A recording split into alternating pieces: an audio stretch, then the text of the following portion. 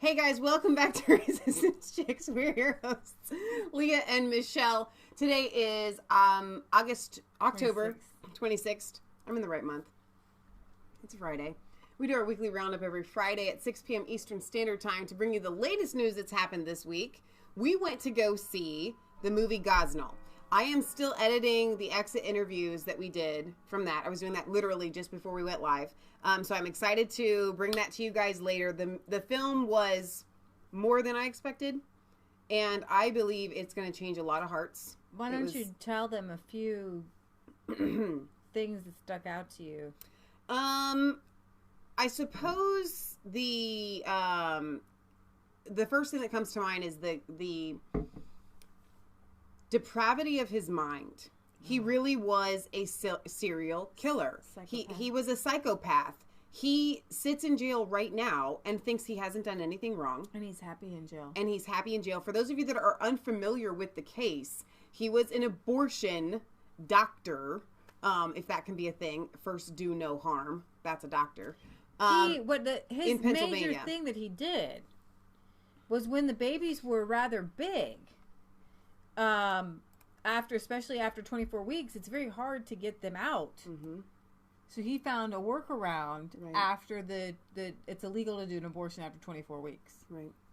The workaround was to induce labor. And have them be born, and they're born alive. Like, seriously, like, they're all born alive. If you induce labor, the baby's born, and it's born alive. Mm-hmm. So they were able to find... They were able to... And here's the thing. He was such a psychopath that when they went into the doctor's office, he kept them all. He said the medical waste people were a little behind. There were hundreds and hundreds of baby parts in the whole building, in like random bags. Like, I don't understand how people were working there because of the rotting flesh. Like, you can put something dead in a bag, but it still smells through the bag. Right. So I'm going to open up some of the conditions that I have saved my files here as we're talking. When I was watching the movie, I thought they have to be overplaying this for and then they effect. showed. They actually literally recreated the building down to the T. Like, that is a real picture of medical waste. There are body parts in there. Right. Babies in there, and he kept babies like as a trophy and glasses, like big giant feet, big baby feet, not little baby feet, big baby feet. I got that one. And so this was a horrible case on so many levels. Right. Number one, it's disgusting. Yeah. He should be in jail for life because of what he did. Right. There were different things he did to the baby bodies, which would have been, quote, gross abuse of a corpse, which somebody said he fed the baby parts to his turtles. Mm-hmm. Yeah. Babies to his turtles. Right. But what he was ultimately convicted of, what sent him to jail, was there were like 6 babies that were the biggest. And what you have to do as an abortion doctor is, quote, remove the gray matter, which is suck the brain out before the baby comes out of the cervix and into the world. If you don't, you're murder. It's a murder. Right. Well, first they introduce potassium chloride into the heart to stop the heart. Then they suck the gray matter out of the brain. Exactly. And so they had 6 babies that he kept. See, he was such a psychopath. He seriously did not think he was doing anything wrong. Yeah. He didn't think he did anything wrong, so he kept them. So they rehydrated the babies. Then they opened their skulls. And the gray matter was still there. Meaning they were born alive. So there's proof right there of murder. Patriot Gallery would like to add to this. Well, you didn't tell me the movie that way. And so you're going to put a bad taste in everybody's mouth. I would not see the movie after what you guys just said. You told me they did it Hollywood style. They did. It wasn't. And it wasn't like what you think and imagine. You didn't see anything. So why don't you tell people about the movie the way you told me, that people will want to go see it. It's okay to go see it. It's not going to be gruesome. Right. So we're telling you what happened, and they tell you what happens. Right. They don't show you what happens. They don't show you the corpses. They might show you the foot in the baby foot in a jar. Right. The most horrible thing that you see is the filth of the building with cats. But everywhere. they don't show you like baby A, which is what totally really got the people to recognize that he was killing full-grown babies. There was a photo of it. There's a photo, and you see them show the jury the photo. You see them show the people in the seats in the gallery the photo, but they don't show you the photo because they want people to be able to come and hear the message and get the essence of what happened without having to see what happened. What you see in the movie is Gosnell's total disregard for humanity. Well, and his the fact that he is out of reality, like he's not in touch with reality. When the FBI raids his home, he sits down and plays classical music on the piano. He is on camera as smiling and happy and what can I do to help you? I didn't do anything wrong. So here's the deal. Here's how I want you guys. This is what I want you guys to take away from it. But I do want everyone to see it. I want you all to see it. And when you do see it, I want you to present it to others like this. Because this is how the film presented it. It is not about abortion. It's about this one case where this man who was a psychopath was murdering children who were born. And there were gross conditions, things like that.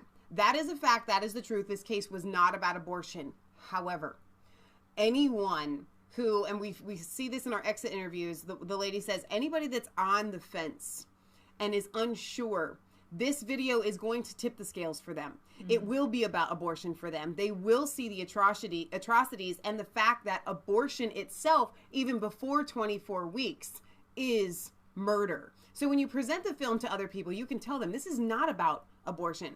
This is about a crazy guy, and then you can leave, and then just let them make their own mind up after that. And he killed a woman too under an abortion. Mina Monger. She went in for an abortion and she died. And I will tell you, I went back and I did a little bit of research while I was editing the exit interviews, and some of the other women that worked at this clinic were convicted of third-degree murder. Wow. So they went to jail, and it's unfortunate that he had drawn in so many people that will later have been tried as accomplices, and they were kind of lesser intelligence. Mm-hmm. And they were just doing what their employer told them to do. They didn't conspire to murder. Right. They were going into a doctor's office, and a doctor tells you what to do. You just do it. There were other doctors. Again, I found this in my research, and I call them doctors. They weren't. These were medical students that had finished medical school but didn't have license or anything like that, and they were presenting themselves as doctors in his clinic. Wow. It's so crazy. So we watched it. I'm gonna put up the film of the exit interviews, Lord willing, this evening when I finish editing it. And I want you guys to go and see it if you can still find it in your theaters. And if not, still spread the word because it's going to come out on DVD, and I'm hoping it comes out on Netflix, etc. Now, we're going to roll right into the male bomber. And I put bomb in quotes here because there were no bombs. I think there was one that may have actually exploded. So, possibly. I don't know of any that actually exploded. No. I mean, could have had the potential So I'm going to play for you this Director Ray, his press conference, because there's a lot of false information going around. Yesterday it was kind of a joke going around that they were all fake. Director Ray says they were not hoax bombs, but listen to what he does say they were. Though we're still analyzing the devices in our laboratory, these are not hoax devices. So he says they're not hoax devices, but let me just, I'm going to, a longer clip. I thought I had a longer clip. He says that they had the timer on it.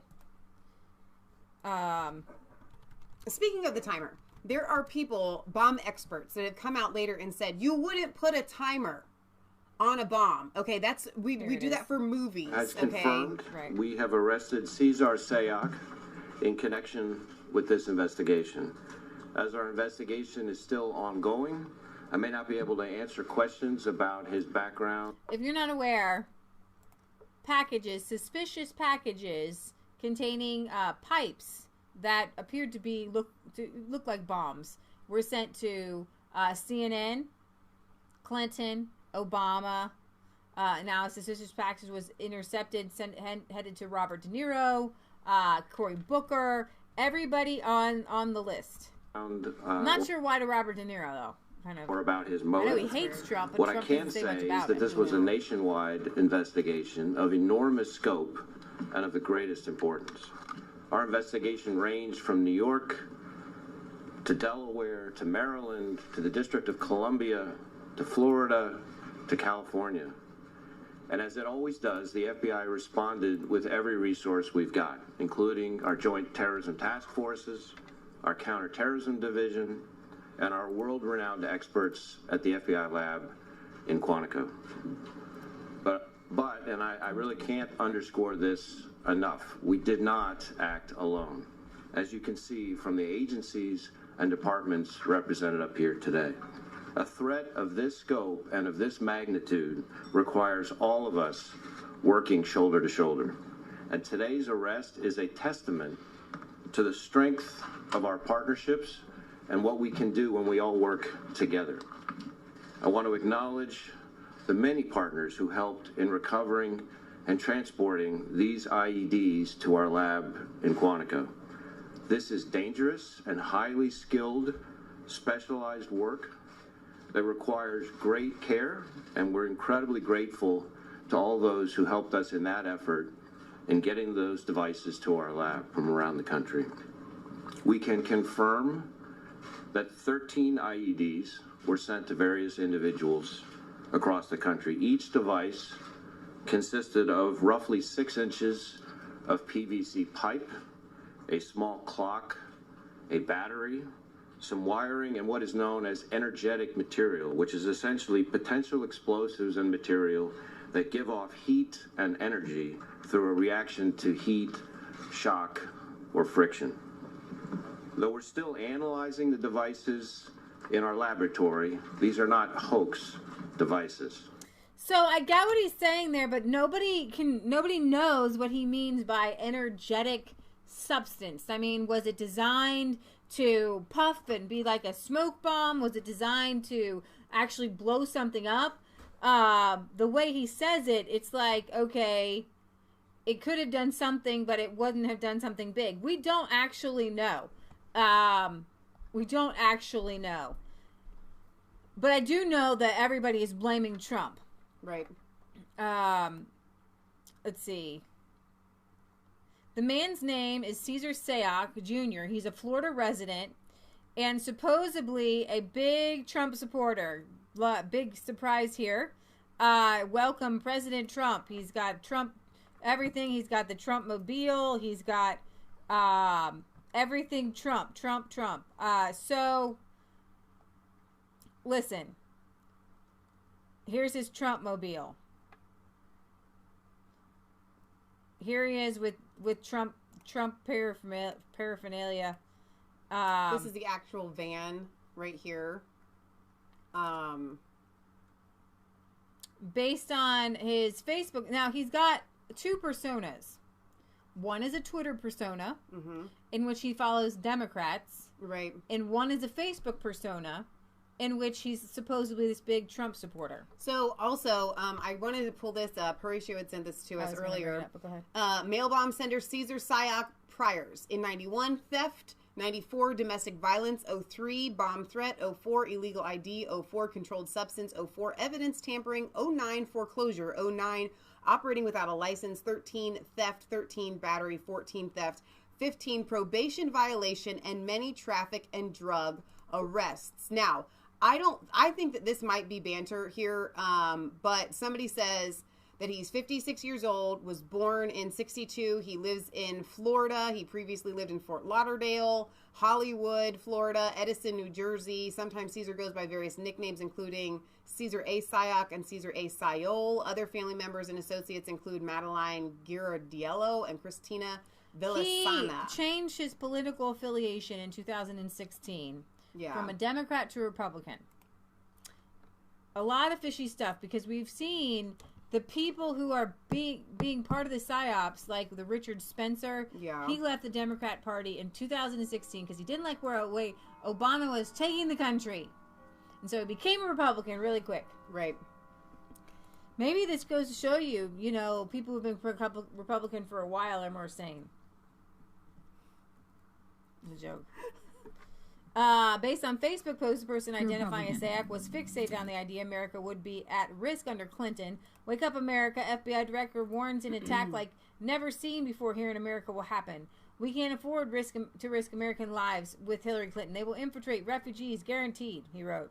Wow. His criminal record from the Florida Department of Law Enforcement indicate that at the same time of his last arrest in 2015, he was 5'11" and 215 pounds. He has brown eyes and black hair. He lists his occupation as a manager. According to the 2012 bankruptcy petition filed in Miami, Mr. Syoc resided at the time at his mother's home, lives with mom, and has no furniture.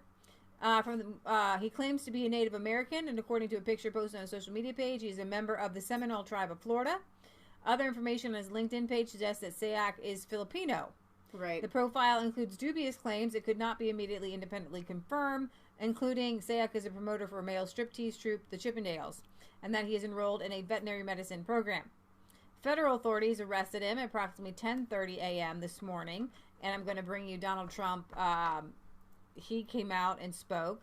According to CBS Miami, the man, 56, was arrested in Miami area after discovering DNA evidence and using cell phone data, which led them to the suspect. Where'd they get the DNA evidence? I mean, on the packages? Well, he had some DNA on the packages, and because he's a criminal, his DNA is in the record. He's been arrested before. Right.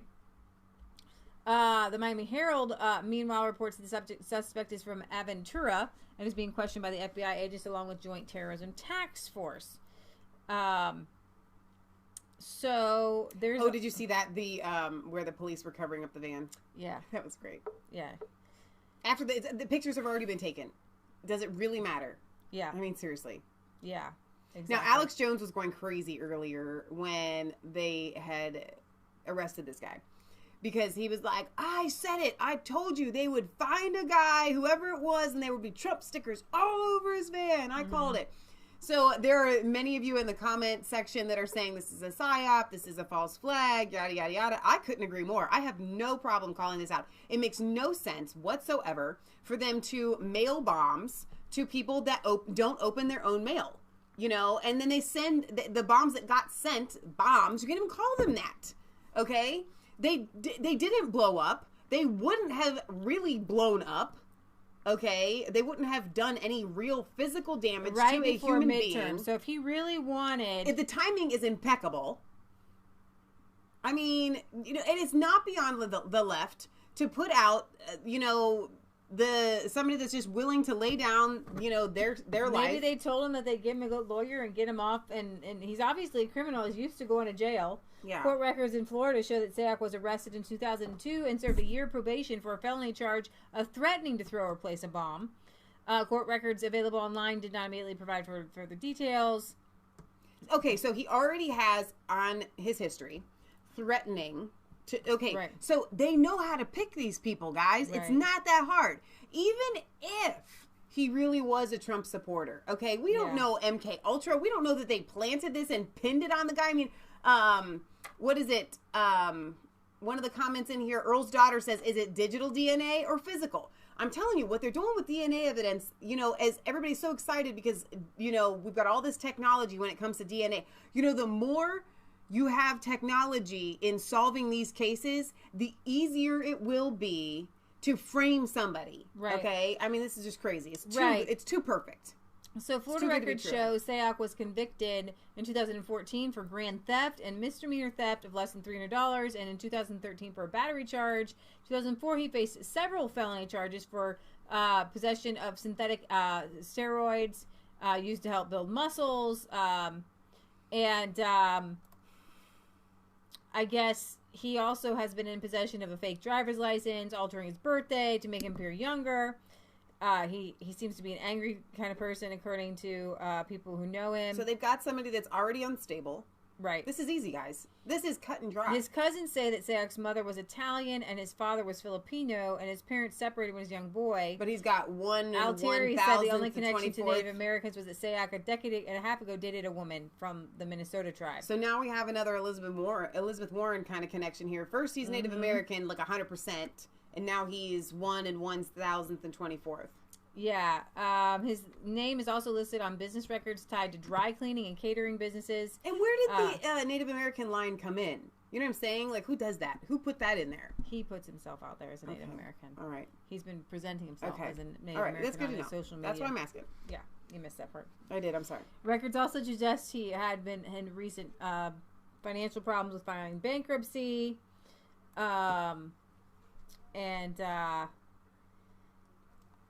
So what we have, though, is... Aaron Great on Facebook Live says his stickers looked pretty new considering he's in Florida and the amount of sun exposure that the stickers would be exposed to. Yes. Well said. No, not at all. No, I mean... Trump has asked whether his rhetoric caused the bombing. Not at all. No, that there's no blame. There's no anything. If you look at what happened to Steve Scalise, that was from a supporter of a different party. If you look at what happened to numerous of these incidents, they were supporters of others. No, I'm just really proud of law enforcement. I think they did an incredible job. And I will see you in North Carolina.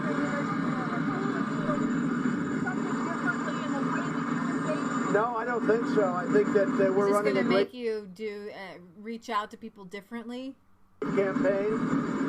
People love what we're doing. They love what we're saying. The Republicans had tremendous momentum, and then, of course, this happened where all that you people talked about was that, and rightfully so. It was a big thing, rightfully so. But now we have to start the momentum again. I think the Republicans have tremendous momentum when you think of Judge Kavanaugh, when you think of all the things that have happened, and hopefully we're going to go on to a great victory. We have a lot of Senate races where we're leading. Races that, frankly, were going to be uncontested. It looks like we're leading a lot of those races. The House is, there are a lot of people in the House, so we're going to see how that goes. So we're going to see how the media plays this, because they are blaming this on Trump over and over and over again. Kenny D says CNN is really going overboard on this. Now, here's the deal. As far as trying to blame Trump, what I see from the left is when they go low, we kick them. And we see Maxine Waters, who comes out and says, if you see anybody sitting in a restaurant, you don't give them any peace. You get up in their faces. All right. I hear a calling for violence from the left over and over and over again. The worst thing that we hear from Trump is him encouraging us to boo the fake stream media. That's it.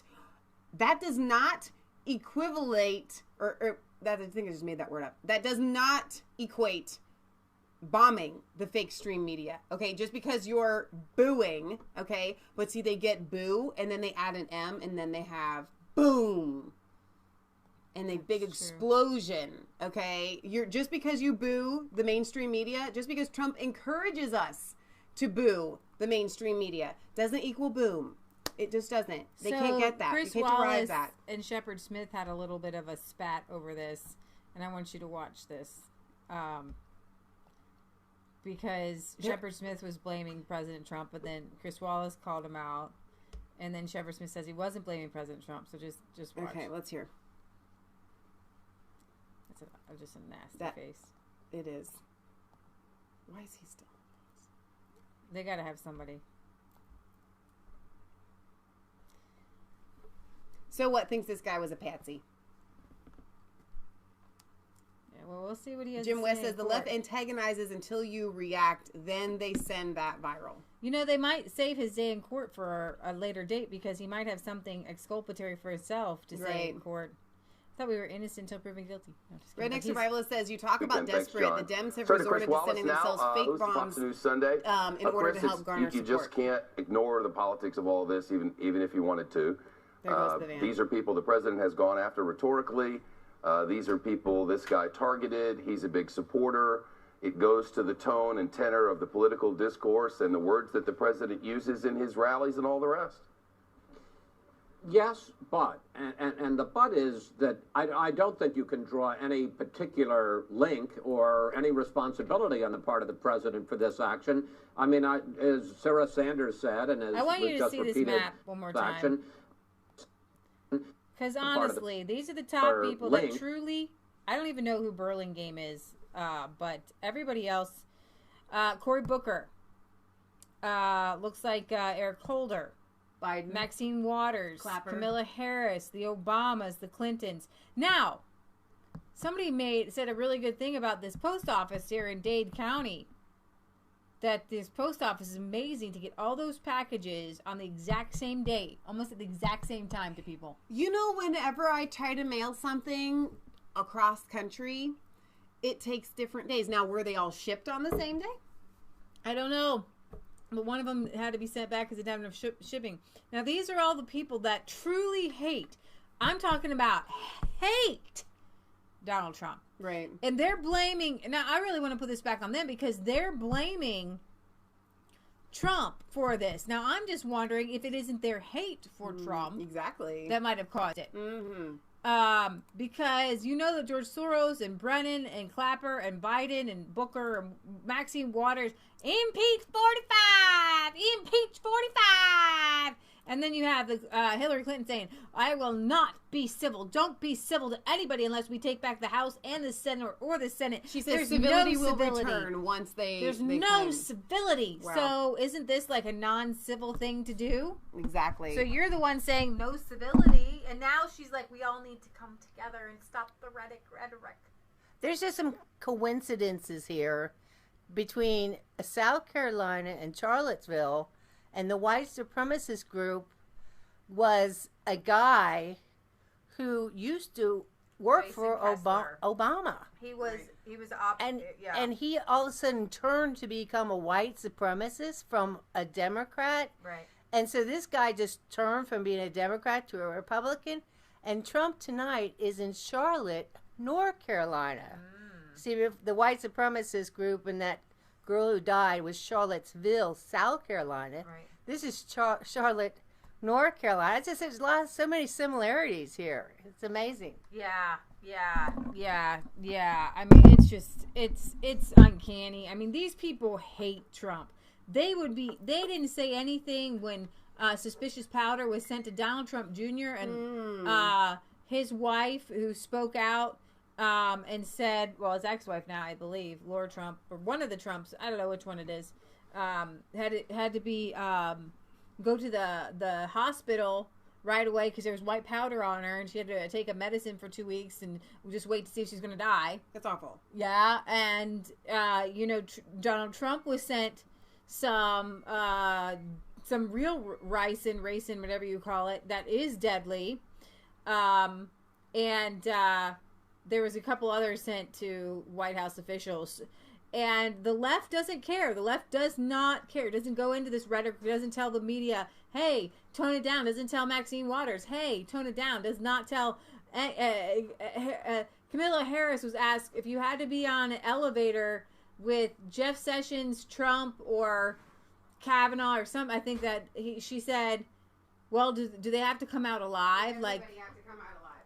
Yeah. Or any responsibility on the part of the president for this action. I mean, as Sarah Sanders said, and as was just repeated by John Roberts, a Bernie Sanders supporter shot up the congressman at the baseball practice. Is Bernie Sanders responsible for that? No one There's said he was responsible. I'm just saying the rhetorical discourse in this country has devolved over time, and the president says we need to unify. Well, some of that begins with the rhetoric, does it not?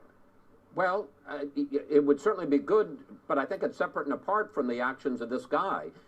This is a twisted person. There are 300 million Americans, and they may be part of the fierce political debate in the country, but they don't put explosive devices and right, but when you have packages. this rhetoric, the one you worry about, but when you talk like this, the concern is that one crazy one might then get empowered. We don't know what happened in this case. But overall, Chris... Well, we do know what happened. We don't know if he goes, oh, President Trump hates him, so I'm going to go target him. We don't know any of that kind of stuff. But what difference does it make, Shep? The fact is, no, it's a twisted individual, and to hold President Trump responsible... I didn't hold him responsible, Chris, come on now. But that's the clear implication no, of what you're saying. I did is not. Now, let's be fair, Chris. I agree, Shep, let's be fair. The rhetoric from the podium, the CNN sucks chants, the locker up chants, all the rest, it doesn't bring unity. I agree it doesn't bring unity, but it also doesn't bring explosive devices. No one said it does, but to ignore the elephant in the room is just, it's a fool's folly. I think that it's really incorrect to somehow hold the president either by implication or directly responsible in any way for the misdeeds of a person who's a psychopath or a sociopath. No one did that, though, Chris, and don't say I did. All I said was, when the rhetoric gets loud, the crazies come out sometime. And that's drawing a cause and an effect that I think is unrealistic and unfair. I just said we have an issue. You said when the rhetoric gets loud, the crazies come out. That's a cause and effect, Shep, that doesn't exist. Okay, well, you can say it doesn't exist. We'll see what exists here. All I'm saying is that when from the largest microphones, from the highest plateaus, what we're getting is divisive, television stations suck, and lock her up and all the rest. It's new and it seems unhelpful, and both sides have said that, separate and apart from what just happened here. But that billboard there, the rolling billboard, it's not nothing. It's a rolling billboard of a lot of the rhetoric. I would simply point out that Bernie Sanders had certain views and was a devout Bernie Sanders supporter who shot up the Republicans, and I don't think you can hold Bernie Sanders responsible. He had rhetoric that was strong. I'm not comparing his rhetoric to the president's, but I don't hold him responsible any more than I hold President Trump responsible. And I don't hold anybody responsible except the guy. Of a criminal. Back at the time when the Bernie Sanders stuff was true, people said it then too. And it was wrong then. Okay, well, it was wrong then. And it's wrong, and it's wrong now. Let me just say, it's a separate issue about the political rhetoric in this country, and I think it's unfortunate, and I think it's a very bad thing, but I think it's very dangerous to draw links between that and links of any sort between that and criminal activity. History will decide what the rhetoric has done in this society. I'll wait for history. I'll wait for it too. Okay. I hope you have a good weekend, Chris. Well, I do, and we're going to be talking about all of this on Sunday. We're going to have top Homeland Security officials. We're also going to be talking, as you see there. That's his name. Well, you ain't said nothing. I ain't asked you nothing. You did. You know the guy's name on first base? Sure. Tell me the guy's name on first base. Who? The guy playing first base. Who is on first, Lou? What are you asking me for? Don't get excited. I'm saying who. I'm asking you a simple question. Who's on first? Yes. Well, go ahead and tell me. That's it. That's who? I'm asking you, what's the guy's name on first base? Oh, no. What's on second? I'm not asking you who's on second. Who's on first? One base at a time now. Don't mix up my... I'm not mixing up anybody. Now, what's the guy's name on first base? No, what is on second? Okay, so literally, that is exactly what we just witnessed. Because Shepard Smith there was doing the who's on first, what's on second confusion. I didn't just say that, yes. I didn't imply it, but when you see this, I didn't imply that there was cause and effect, but when you see that there, when Trump says these things, that there's a cause and effect. I'm like, the insanity of Shepard Smith right there. Can he be fired for that? No, not yet. Oh my goodness. Oh my goodness. So people are getting a kick out of that. No, I'm getting a kick out of that. Shepard, come on. Maybe you need to have some mental evaluation. Or I think what happens with those news anchors is they have a little man in their ear. And when the little man in their ear is trying to tell them to say something, and then they say it, and then it's kind of like I would feel bad for myself afterwards. It's not really my fault that I sounded so stupid because I had somebody standing in my ear telling me what to say. No, that's exactly what you just said, Shep. Cause and effect. Okay, so the Seminole tribe of Florida distances itself from the bomb suspect. Just to let you know. Jack Posobiec says, if you believe not all Muslims are responsible for terrorism, and you also believe all Trump supporters are responsible for Cesar Sayoc, what does that say about you? James Wood says, our law enforcement community has proven that they are the best in the world. This is Donald Trump, and I join President Trump in expressing my sincere gratitude to them for their swift apprehension of the man responsible for these terror attacks. So what I'm going to do is I'm going to take you to Donald Trump. When he told the young black conservatives at the summit today. Right. And you see their reaction. Right, exactly. And everybody was so, I guess here he is with the Chippendale, as a Chippendale promoter. Yeah. Wow. Yeah. Well, Florida's known for that kind of junk. So yeah, he was there at a rally, I'm sure he was. And here's him leaving the FBI right here. He definitely creepy. looks possessed by something. I mean, Yeah. there's those eyes, like, creepy. He looks like he could, definitely looks evil. Definitely looks evil. So when Leah plays this footage, what I want you to note, I'm going to give you the punchline before it even plays, is the difference between the response of, we have these conservatives that hear that this guy who targeted our quote-unquote enemies, and we're cheering at his apprehension, like, yay! You don't see that on the left when somebody is apprehended. Like, the guy that shot up, what's his name? I always want to call him Scalia. There's Scalise and Scalia. Yeah. At the baseball game. So yeah, you don't see them cheering when the bad guy is apprehended. Right. This is Donald Trump Jr. and Candace Owen and all of the young. So if you don't know this, Candace Owen put together a young black conservative summit, and they met today with Donald Trump. Now, unfortunately, this bomb thing overshadowed it because this was supposed to be such a big, beautiful moment, and I'm sure they're kicking themselves and they're. Well, they're not kicking. I mean, they're just like real. I'm sure but they're not letting it bother them, get them down. So this video was last first. night. Everyone cheer. Let's go.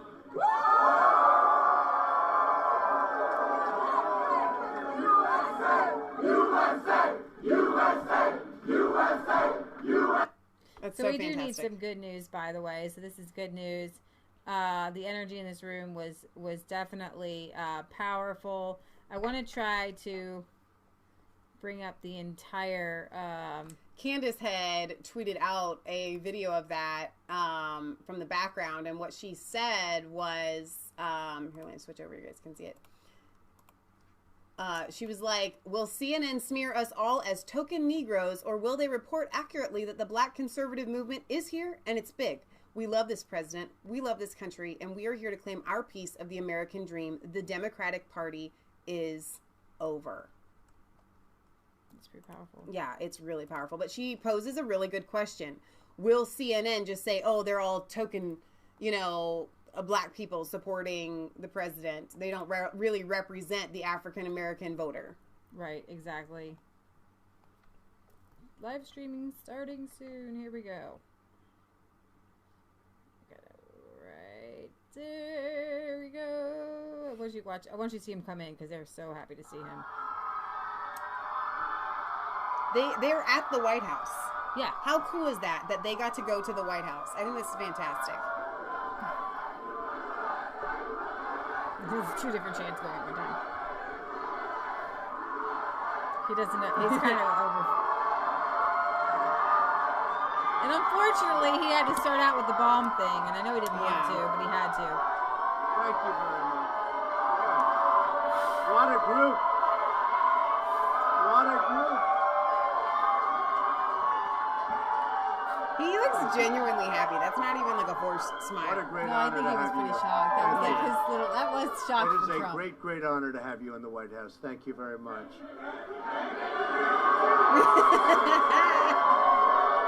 They call this, as you know, this is Young Black Leadership, and it's the summit.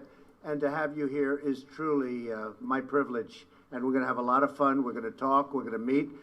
But they're a very excitable group. But before I do, here we go. I'd like to begin, and you are leaders. You're real leaders. I'd like to begin today's remarks by providing an update on the packages and devices that have been mailed to high-profile figures throughout our country and a media Now just listen to their organization. responses. I am pleased to inform you that law enforcement has apprehended the suspect and taken him into custody.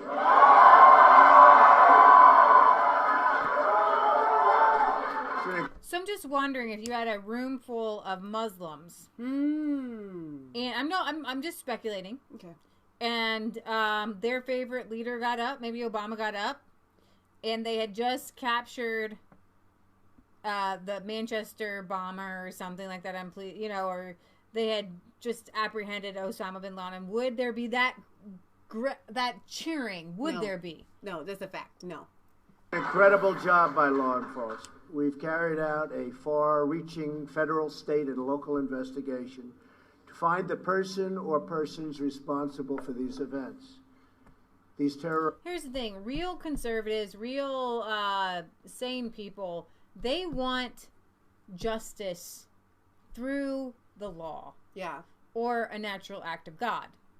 Okay? Tree falls on the house, not my fault, not your fault. God did it. But no, seriously, most people want to see Hillary in jail for the rest of her life. We want to see her there. Yeah, we don't want her blown up into smithereens. We want to see her behind bars. There's a difference. There's a big difference. Yeah.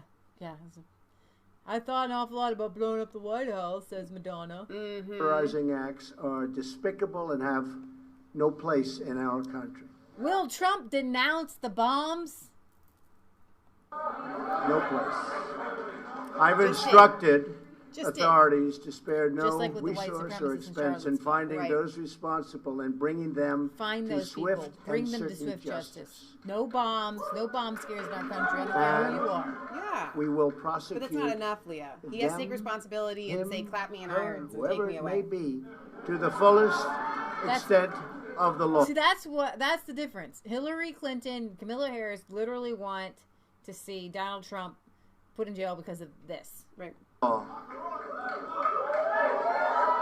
We must never allow political violence to take root in America. Cannot let it happen. And I'm committed to doing everything in my power as president to stop it. And to stop it now. Stop it now. I have just concluded a briefing with the Department of Justice following the apprehension of the suspect. I want to applaud the FBI, Secret Service, the Department of Justice, the U.S. Attorney's Office for the Southern District of New York, the NYPD, and all law enforcement throughout the entire country. Incredible partners. These people have worked so hard, and to have done it so quickly. It's looking like it's a needle in a haystack. How do you do this so quickly? They've done an incredible job, and I want to congratulate them. Although, I'm going to pause that there. He was like, how did they do it so fast? It's like a needle in a haystack. How did they find that guy? Could be because they had it pegged on him the whole daggone time. Just saying. That's Michelle's theory. And I'm sticking to it. But the bottom line is that Americans must unify. And we must show the world that we are united together in peace and love and harmony as fellow American citizens. There is no country like our country. And every day we are showing the world just how truly great we are. So you are really very special people. I wanted to say that before our little talk. And I appreciate the time you've given me. And boy, one day, one of you is going to be standing. It could be 3 or 4 of you, actually. But you're going to be standing right here. You're going to be standing right here. I have no doubt. I have no doubt. Or, I'm sorry. Who in this room wants to be president someday? So it's an ambitious group. It's an ambitious group. That's great. Anyway. Thank you all very much. I really appreciate it. For the media, thank you very much. I thought I'd do that, and we feel very strongly. Again, congratulations to all law enforcement. We have the best in the world, and they just showed it. Thank you very much.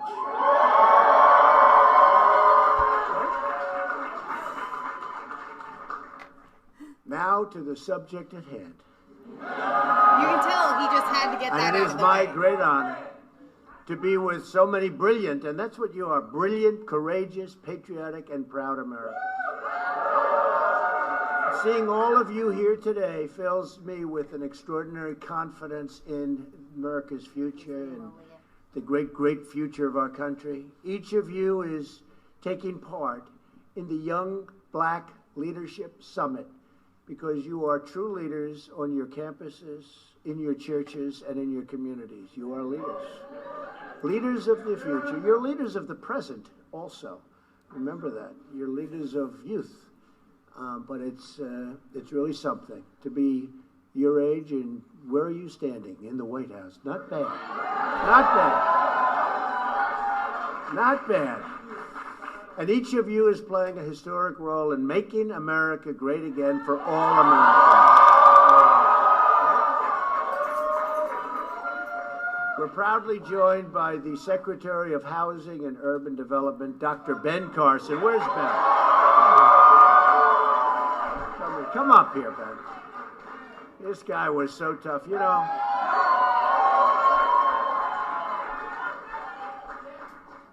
I had to run against him, I want to tell you. He was brutal. He was tough.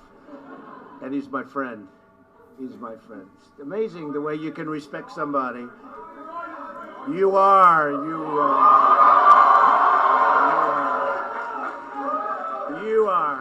But it's incredible when you run against somebody, you're fighting and you're doing everything you can, you want to win, and then it sort of works, and you call up and say, who'd be a great guy for the cabinet? I say, what about Ben Carson? And Dr. Ben, he's one of the greats, and he's our friend. He was some tough customer, though.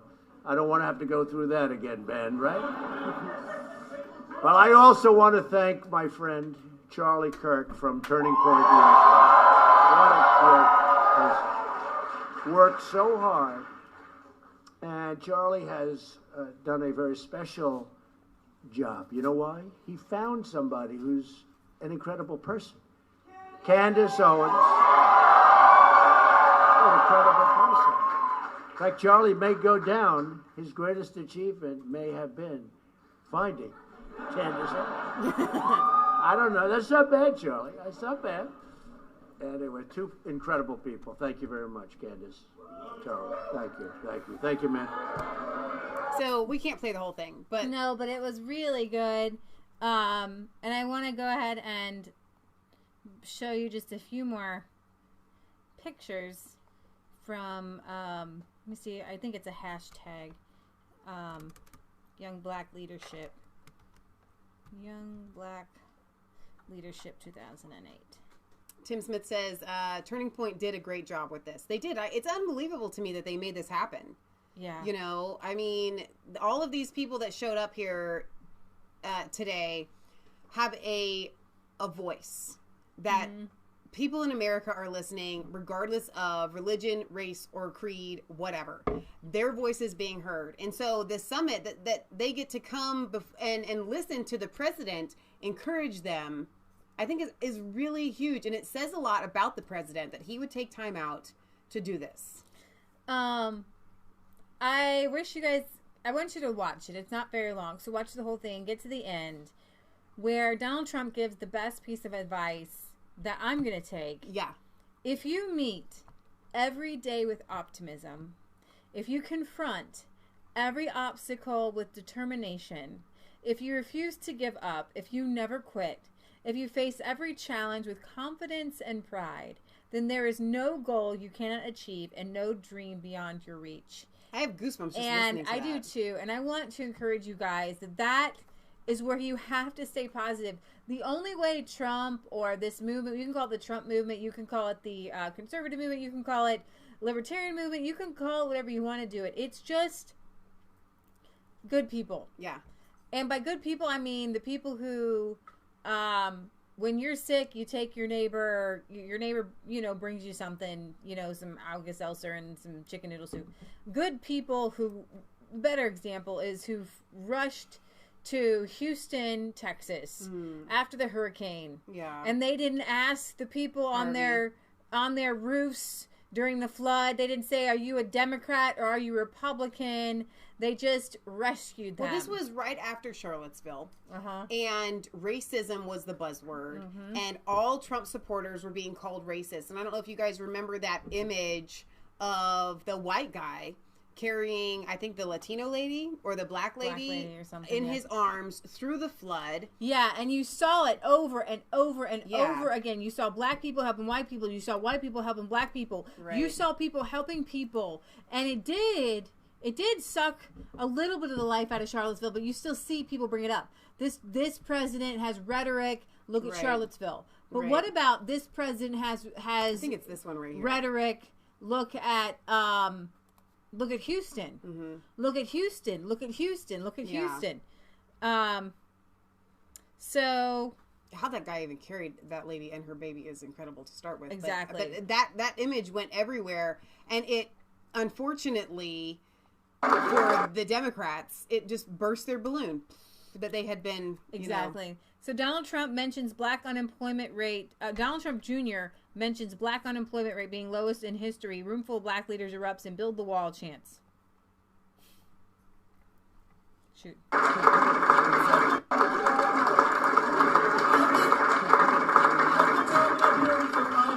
guarantee you, whatever they're outraged about has changed since I got on this stage. Because it's something.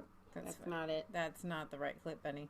Here's a picture of them hanging out. Dude, that's so great. Everybody had their Make America Great hat on. I wondered, how black did you have to be? Because some of them look a little white. That's so fantastic. It's just fun. I mean, and you know what? What's cool about it is it's a place where you can feel safe to wear your Make America Great Again hat, because honestly, I don't checking his officially started here. You got people with their little hats on. I feel safer in a group with the hats on. Yeah. I don't feel safe, honestly, necessarily. Oh, you mean because you're used to the violence coming from the left? Yeah. Yeah, maybe that's why. Yeah. Now, I wonder, and I know you probably didn't even want to talk about this, but it was interesting to me, and I don't want to poo-poo this because I think this is so fantastic, about how Hotep wasn't allowed in. I don't know if you guys knew about the guy who went into Starbucks, and he asked for his free Starbucks. Well, he's been on Alex Jones a lot. He calls himself Hotep Jesus or whatever. And he was invited, then he was disinvited because of some anti-Semitic tweets and things he had said. And I just want to say this because I don't want to down this thing because it's too positive. Yeah. That he loves Laura Loomer. Laura Loomer's Jewish. Right. You have to make room for people who make mistakes. You can't have squeaky clean people of whoever group you want. And so I really just wanted for you guys to understand, so that you maybe do this. Let everybody in. Yeah. Don't just shut people out just because they may make on our channel. We have people that, they leave comments and we're just like, I just kind of roll my eyes and laugh. Whatever. Okay. We are all fighting globalism and we have to stick together. And what happens is when they can get us to infight, they tear us down. And not only that, but it makes us look weak to the enemy. You know what I mean? Inclusive, not exclusive. CNN headline: Breaking 400 Negroes who don't know how to read go to White House. So I wanted to see if I have any more tweets I tweeted about this. And it should have gotten more news, and it didn't, because they just so happened to apprehend that suspect on the day of this. You notice that when I put it into Twitter, that the first ones didn't come up NBC, didn't come up CNN, it didn't come up. Nobody else is covering it. That's absolutely true, Michelle, and that's a really big thing because they don't want you to know. They can't have it out there that Donald Trump is meeting with. Right. I do want to mention this. This is a man in Michigan. Now, we're talking about midterms. I'm going to give you a little midterm update. It's looking like the Senate's going to grab a couple of seats. And I am going to say that the House retains seats. Now, it's supposed to be a blue wave. The polls all do lean a little bit more towards the Democrats taking the House. I mean, some have 84% chance. But when you're looking at the races one-on-one, all these little House races that are toss-ups are within the margin of error, within 3 or 4 points. Yeah. And just because the Democrat has one more point in there, we know that these polling people oversample. We know that. So what happens is the left is, a 55-year-old woman jumping on a trampoline, and she gets a little tinkle when she jumps up and down and think, oh, it's a wave. It's just a little tinkle winkle. That's funny. You don't have a blue wave. You just have a little tinkle winkle. Okay, it doesn't equate a wave. The red wave, I believe there's going to be a red wave. I totally do. Yeah, I do too. So this is John James, and he is running against a woman named, I think her name is, no, it's Stabenow. I don't know. It's Debbie Stabenow. Anyway, she's an incumbent who's been in the Senate for years, and John James Debbie Stabenow. They say Stabenow. John James was down by, I think, 32 points or something crazy like a month ago. Okay. And to say that he's down 7 points, she's on a decline. Okay. And he's surging. The reason his numbers are low is because like a month ago when people were calling People Michigan, they didn't know who he was. He didn't have name recognition. And that's all it takes. That's why you see the signs everywhere. They just want you to vote for somebody because if you see their name, then when you get to the poll, you're like, I saw that name. I'm not even sure if they're a Democrat or Republican, but that's the one that rings the most in my head. And that's how people vote in the midterms. His qualifications are impeccable. Let me read you his bio. Some of his campaign videos. He is a West Point graduate in 2004. Ranger qualified aviation officer. He served with distinction in Operation Iraqi Freedom, logging 750 combat flight hours while leading 2 platoons. After 8 years in service for the nation, he returned to Michigan to work for his family business. He led his company for $35 million to $137 million while creating 100 additional jobs. Now, this isn't just a family business that he came like, oh, I'm gonna come home and run the family restaurant. I mean, this is a legitimate big business, meaning he has corporate experience that will help him move forward dealing with political issues. But what has happened in just 16 days? He has raised $2 million. Debbie Stabenow raised $471,000 in that same time period. That's less than a quarter. He has amassed a fundraising base made up of 85,000 people. In the last 24 hours, he raised $250,000. And Donald Trump Jr. came for a rally. Donald Trump Jr. came for a rally. Kid Rock was there. And that was when he saw he was down like surge. 12 points. And then he saw another surge. He's on a surge all now. All he needs is notoriety. Like, people just need to know who he is. At this time, Donald Trump was down by the same percentage points as James and was surging up. Why do I bring this guy up? Because there's something about this guy, this John James guy, that I like. I feel like he might be a bit politician-y. I don't know. Belinda Kennedy says, you mean he has had a real job and not a career politician? So Joe Biden has said that he believes Republicans don't want black people to vote. Well, I'm a Republican. I want black people to vote. In fact, I want everyone to vote who's eligible to vote. I believe that a voteless people is a hopeless people. Truth is, the Democratic business model is reliant upon keeping black folks dependent on the government. Countless people have died for our right to think and to vote for ourselves, yet Democratic leadership asks us to outsource our voice on a straight-ticket ballot to a godless party that neither represents our values nor our economic best interests. We've marched from Selma to New York. We've rebelled from Watts to Detroit, and ain't nothing changed in 50 years. The Democratic Party leadership cares more about the black vote than the black people, and it's time to wake up. It doesn't have to be this way. We can have a seat at both tables, and we can elevate our people. Elevate, don't fall John over. James for Senate, a Michigan son, an American patriot. I'm John James, and I approve this message. Wow. I love really this guy. I feel like he's real. I feel like he is anointed. I feel like he's got the Holy Ghost on him.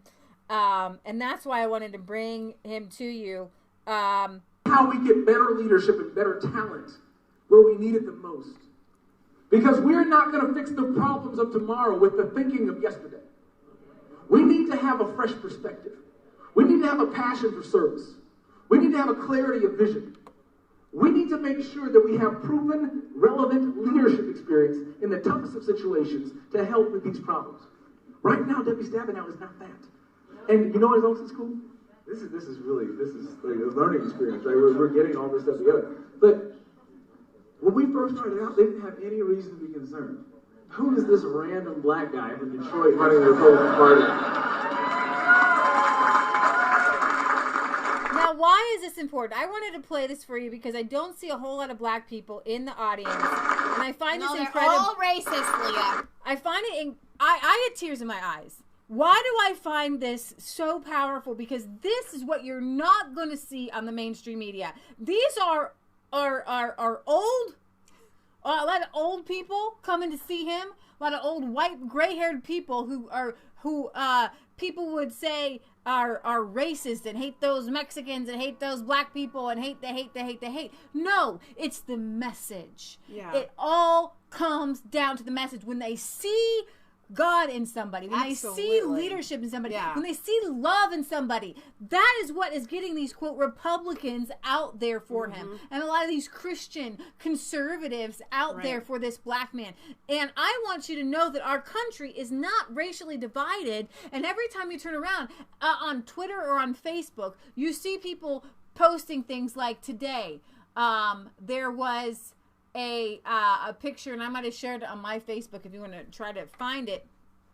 A black woman was holding a black baby, filling out paperwork, and an older gentleman who was white asked the woman from across the room, "Would you like me to hold your baby so that you could fill out the paperwork?" And she said, "Thank you." And he started to hold the baby, that right there. He held the baby and rocked the baby like it was his own. And it hurt my heart a little. I want to see the picture. I don't know if you can just go down to the picture. There you go. Just the picture. If you can just bring up the picture. Okay. The Democrats, every time something like this comes on the internet, the Democrats have to come out with something other hateful because they have to keep the black people divided. They have to convince the black people that they're the only white people who care about them. Right. That Hillary Clinton likes them, but most white people don't. Well, but she carries hot sauce in her purse, you know. And Joe Biden, who is white, and Obama, who is half white. Right. Okay? And all these white liberals, Debbie Wasser, wash the money Schultz. All these elitist white people, George Soros, telling you we're the good white people, that most white people, especially those conservative white people, they are racist. I just know they're racist. Yeah. Okay? And they're not, you guys. There are racist black people, there's racist white people, there's racist Hispanic people. And you know what it comes down to? It just comes down to horrible people. Has nothing to do with necessarily oh, I look at that color of skin and I don't like that person. Those people aren't just going to like anybody. They're just mean people. We were talking about this the other day. Yeah. We were talking about feminists in the boardroom and how the feminists are like, men to treat women, blah, blah, blah, blah. No, those men, they're not using toxic masculinity. They're just jerks. Well, and they're going to be jerks to everybody. Exactly. And then that is what led me to have my second thought was when we hear horrific stories of minorities that are treated so badly because of the color of their skin, because of their race or whatever. That's really bad. But I think what happens is those same people that join a Black Lives Matter movement are also, not only do they receive the horrific racism that exists in this world, but then they take what happens to the rest of us. We all know that in day-to-day life, we run into people that are just downright mean. They're rude. They're jerks. And that happens to all of us. So they get this, and they get the same thing that happens to us, and they don't know that it happens to the rest of us. And so they lump that all together. Well, that person must be treating me badly because of the color of my skin or because of my race. And that's why they feel it so huge, because it is happening to them doubly. They're getting it because it's racist, and they're getting it because there's bad, mean people. But they need to recognize and they need to wake up to the fact that the rest of us get treated horribly as well when somebody is just a mean person. Right. And that happens to us in society every single day. Right. Room full of racists. Race is because I recognize what it feels like. I recognize what it feels like to be forgotten. I recognize what it feels like to be underestimated. I recognize what it feels like to be to feel less than. That's why it was so important for me to come up here this close to the general. Because I will tell you, and I will guarantee you, I will never forget about my people all over the state. Somebody's cell phone's going. And I also thank you.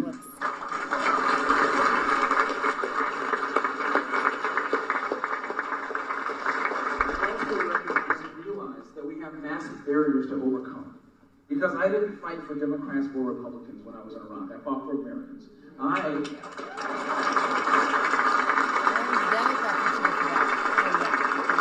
also believe that we're in a situation and circumstances where people will use race to divide us, when we're all one human race. And that's all that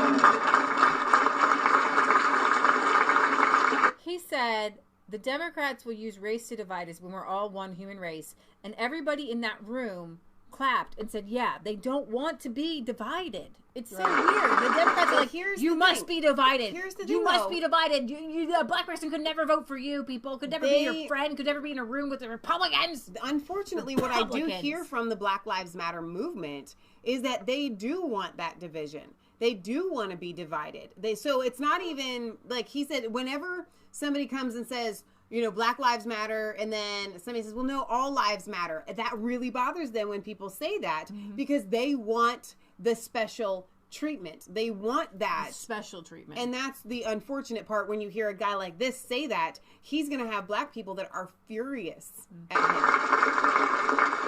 And white people. But he's going to have same people. I brought that up to illustrate the lies that you have been told. We have been told that, well, I'll just tell you, we win this thing. I am everything they say that we are incapable of. But the Republican Party is the party of emancipation. The Republican Party is the party of the Republican Party now is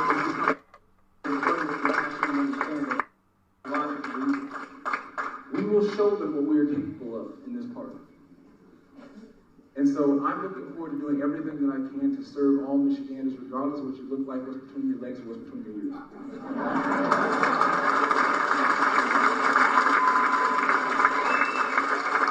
He says he looks forward to serving all Michiganders, regardless of what you look like, what's between your legs, or what's between your ears. Well,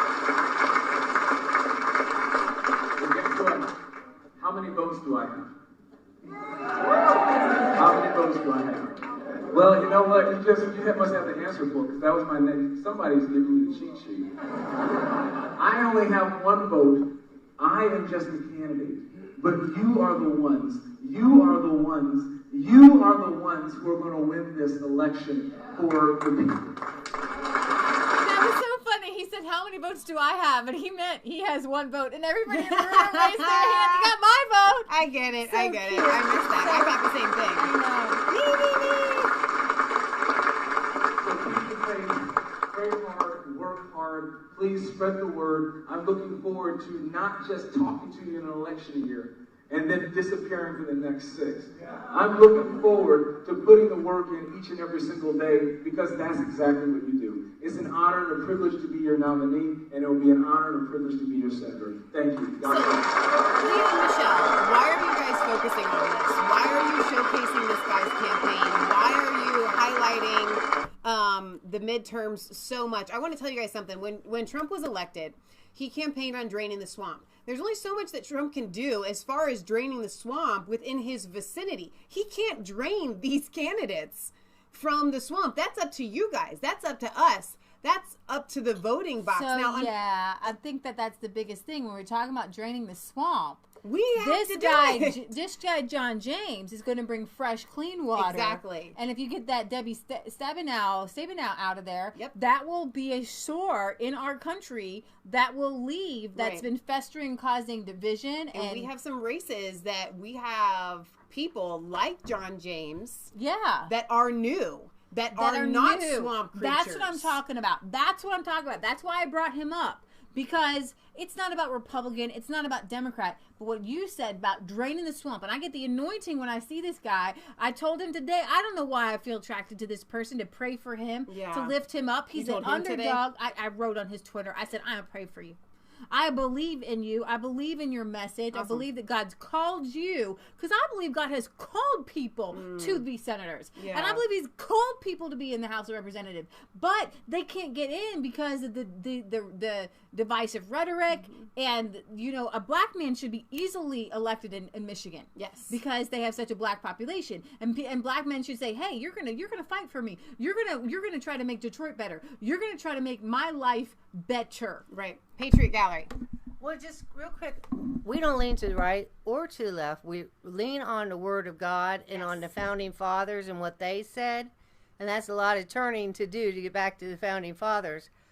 But if you do vote, and you're going to vote, when you go in there, remember, if you vote Democrat and you put somebody more in the House as a Democrat, Nancy Pelosi will be the third in line of the presidency.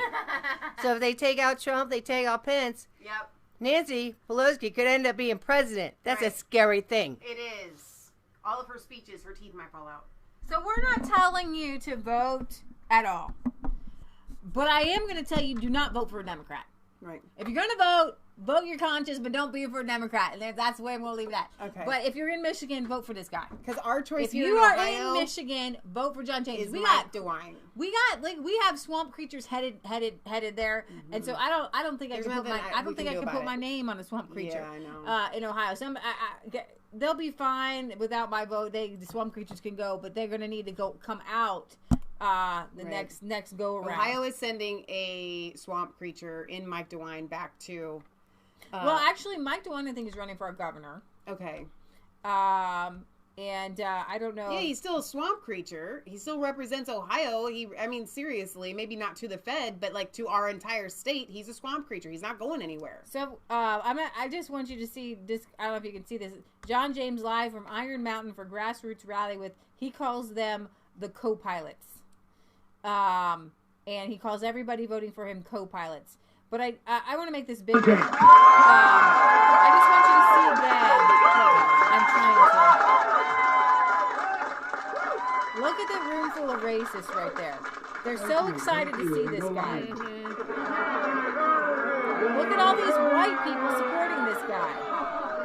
Oh, he is married to a white woman, but he's 100% black. He's black. He's a black dude, okay? Look at all these white racists. It just boggles my mind that this is what the left. I really wanted to bring this up. I could look at his. They're not going to show any of that all day long. This black guy with all these. But white you know people. what? I mean, the left just spins it. They're like, well, he's just a token. Whatever. So Mike Pence is coming on Monday to try to give him an extra boost, and I really hope that Donald Trump at the very last gives him some gives him a boost. Now, didn't Donald Trump do a rally in Michigan? I don't think so. Not this go around. Okay. Yeah, not this go around. So I have some more stories I wanted to get to. I wanted to see if I had anything else on this particular, on the young black conservatives movement, because that was what was so powerful today. Belinda Kennedy says, don't vote for anyone who has never had a real life outside of politics. We need new blood and ideas, not people straight from elite universities and no life skills. Right. I could not have said that better myself.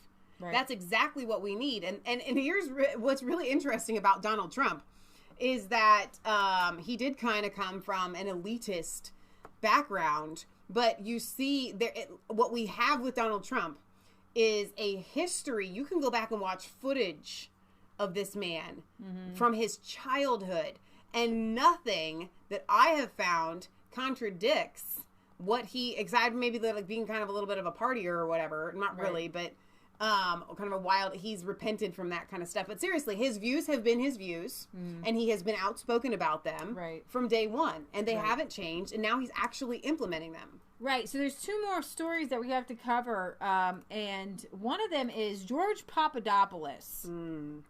He is the linchpin to the Mueller probe. Okay. Very interesting here, very not talked about enough at all. And we have to cover the migrant caravan. Yeah. But first, as a little tiny break for your viewing, because you want to use all the tissues you have in your house. These people saw, these two young black men saw this white woman paying for her gas in pennies. Not illegal. Who's comedian? And decided to give her money. And her husband just died a week ago. Oh my gosh. And she says, I never asked nobody for nothing. I just came here to get some gas. You okay? You got love for you. That's for you. Like that. You know what I'm saying? Take care. We gotta take care of each other. That's it. We gotta take care of each other. I heard you at the pump. He told me that you paid for your gas and pennies, so I had to show up. He told me that you paid for your gas and pennies. Take care of yourself. Take care of yourself. How do I thank you? You don't have to pay it forward. Just pay it forward. You don't have to thank us. That's for you, man. I guess he does look down. Everyone says he's watching you.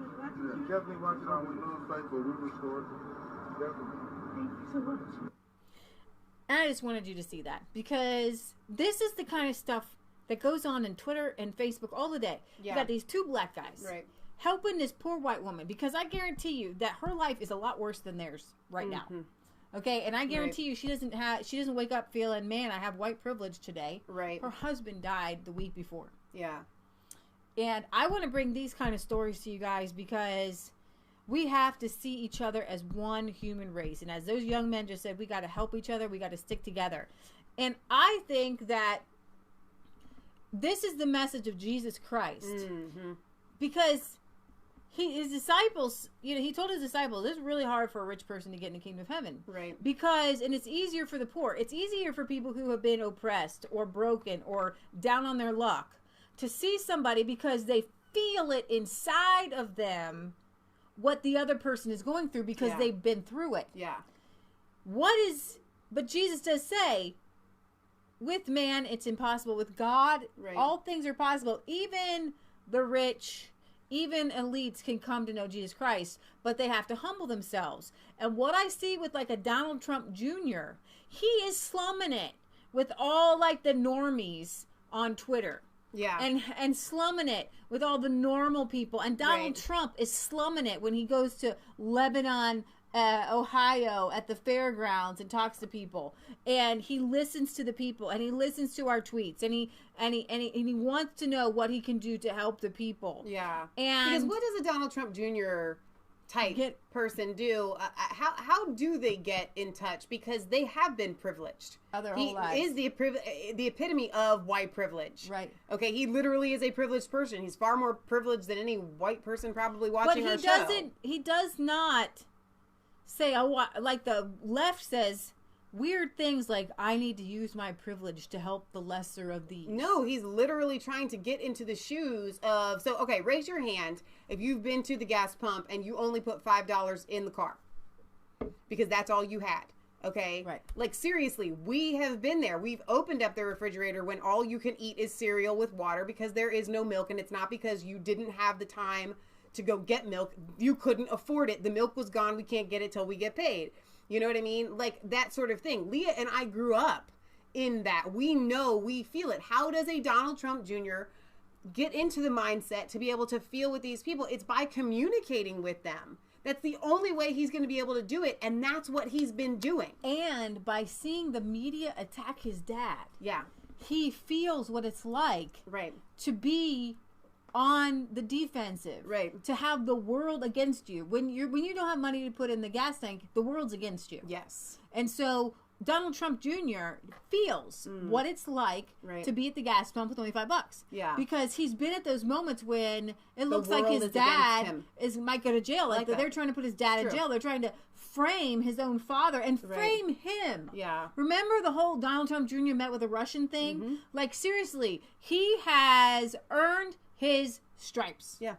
Okay? By being persecuted by the world. Right. He's earned his stripes. He knows what it's like. He's in there with General Flynn. He knows what it's like to be messed over. David uses the word empathy. Chris Holman says, conservatives care about values and principles, not race. As a Christian, you cannot be racist. We are all children of God, co-inheritors to the kingdom of heaven. Christ died for all of us. So I wanted to play this. Now we're going to move on to the migrant caravan. This is a Mexican woman who is decrying the trash left by the migrants and so much leftover food left by the migrants just Where are they getting all Y this la ropa food, que by muy the way? amablemente se les regala. Well, it's been proven that George Soros is definitely funding them. But it's just such a trashy. It's just so trashy. ¿Verdad? Es gente que necesita, gente educada, gente. You mean they didn't stay to clean up after themselves? No, and Mom played an interview with Stefan Molyneux and a Honduran woman, and what I got out from that was she said that people in Honduras they burned effigies of Trump when Trump was elected, and she said, why?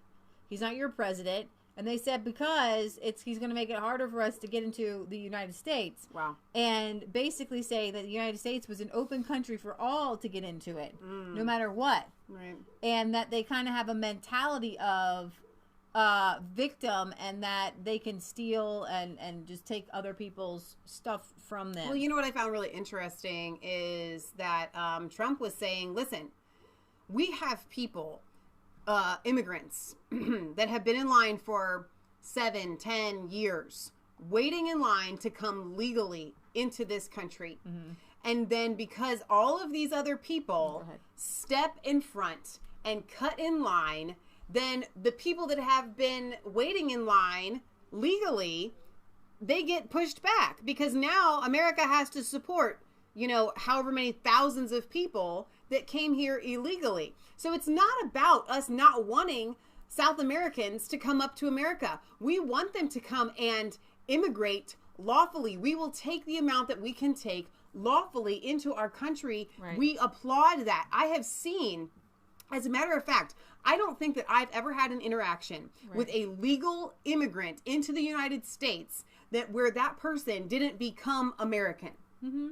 Right. All right. And that is the difference. I'm sorry. Line jumping is not a sport. You don't get to come here cutting in front of the people that have done it the right and legal way. We do not support that. The left does. They support cheating. They support cutting. That is who the left is. Right.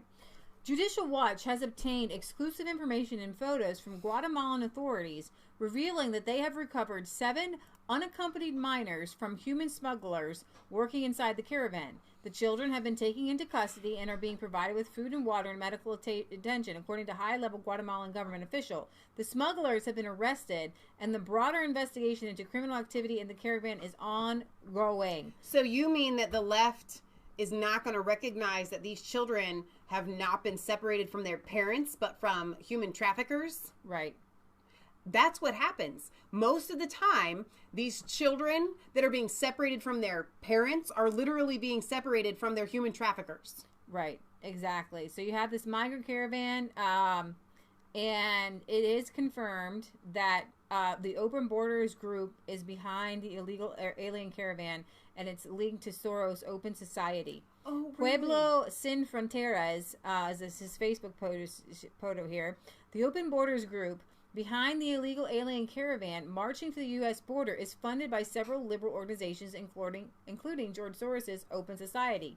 The Pueblo Sin Fronteras, People Without Borders, is a project of La Familia Latina Unida, a Chicago, Illinois-based illegal immigration advocacy organization formed in 2001 by Elvira Arellano an activist for immigrants living illegally in the United States. The group is part of the CARA Coalition and is funded by a number of major left-of-center grant-making foundations, including the Open Society Foundations, the MacArthur Foundation, the Ford Foundation, the Carnegie Corporation in New York. Did you know that the 2018 migrant caravans were organized by the group Pueblo Sin Fronteras? According to Influential Watch, they are part of the Open Borders CARA Project. CARA Project is Carnegie Ford MacArthur Open Society. And 1 month ago, Pueblo Sin Fronteras announced that they had already prearranged to be at the southern border of Mexico, working to bring the migrant caravan across from Guatemala at the city of Tapachula. Now, have you guys seen the memes going across social media where they say, what if it was thousands of Russians coming to the border to vote in the midterms? The left would be up in arms. We have all of these people coming in potentially to vote illegally in the midterms. So it's not that people are against Hispanics, okay? No. Here you have, and what's funny is that not the liberals aren't for all Hispanics. No. You have a Latina for Trump spokesperson and recent congressional candidate in the District 44 in California, Jasmina Saavedra, posted a video on her social media pages Friday showing she was kicked out of River Run Bar in Ehrenberg, Arizona Thursday night because she was wearing a Make America Great hat. Oh my gosh. The gosh. owner of the bar told Jasmina to leave his establishment Thursday evening after she put on her Make America Great hat. She said, I'm paying. I don't care. I don't want your money. I want you to leave. I want you out of here right now. The man allegedly told the owner, told the woman, that guy is telling me to leave his place because I'm wearing a Make America Great hat, she said with disbelief. Of course, they're not. They probably wanted to take it down. Is it below there? Oh no, that's just a reaction. Go back up. I think it's loaded. Let's see. There. Nope. Keep going. There it is. Nice with cell phones now. You know, it's either you can't get away with anything. Right. Exactly. It's so great, actually. I'm glad about this society that we live in. Even though I hate technology, there are some bonuses. Yeah, exactly. So I'm having financial technical difficulties here. Well, yeah, that too. It's not playing. Let's see. Bummer. This one is. That's We're gonna make America great again, and there's nothing you can do. I'm praying. Then I don't want your money. Can't make it go down. I want you out of here. Right now. Right now. Leave. That guy is telling me to leave his place just because I'm wearing my MAGA hat. Stop. No. I don't want that hat on. I don't want that hat around. Well, this is my hat. I don't care. No, you're not free to wear it in my place. No, because this is a private place. But I own it, actually. I have a right Two owners. Two bar owners. You damn right I do. I don't have to have a goddamn card. No, I don't. Here, cash him out. So this guy, he take me out of his place because I'm wearing my MAGA hat. For the lion cheating Trump. That's why. Well, I love Trump. Wow. Somehow we lost the sound. Oh, here we go. I clicked. Somehow we technically muted. No, I can't. Like, my thing is not working. Nothing is working right now. I'm really upset. Go to yourself. I'm blown away. I don't really want to deal with it right now, but oh my gosh, how ignorant are the rest of the people here. I mean, but he doesn't have any problem to take our money. He doesn't have any problem to take our money, but he have a problem because I'm wearing my hat. Stop. The clientele were pretty cool. The people, the owner here, you know what? It is what it is. He's a BS. Yeah. So I'm gonna put the name on this place to make sure you don't come to this place. You're gonna make sure we don't spend any single dollar in.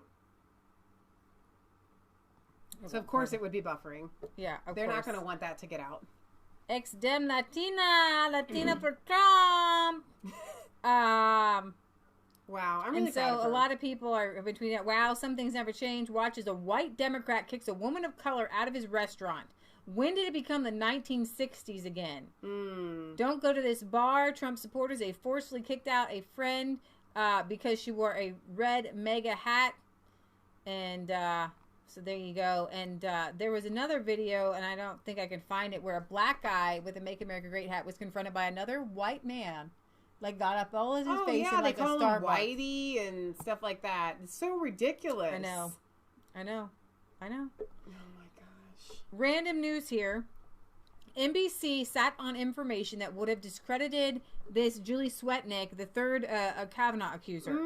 While promoting obviously biased and possibly defamatory narratives is par for the course at NBC News, its decision to sit on information that undermined the claims of one of Brett Kavanaugh's accusers, wrangled by attorney presidential candidate charlatan Michael Avenatti, is simply baffling. After NBC aired in an interview with Julie Swetnick that undermined her testimony in a sworn affidavit, something that recently earned the pair a criminal referral to the DOJ. Chuck Grassley has referred Avenatti and this girl to DOJ for criminal charges. But they sat on it. Avenatti presented another sworn statement from a fourth anonymous accuser who allegedly knew Swetnick and had witnessed some of the same boorish behavior exhibited by Kavanaugh. Or at least that's what Avenatti apparently convinced her to swear in his affidavit. Because, as NBC has revealed, during an interview with the woman arranged by Avenatti on September 30th, she largely denied making many of the claims in the affidavit and effectively told NBC that she had never witnessed Kavanaugh engage in any of the questionable behavior alleged by his accusers. And when the network again spoke to this anonymous accuser after the publication of the affidavit, Avenatti said that it incorrectly represented her claims and that she had barely skimmed it prior to its release.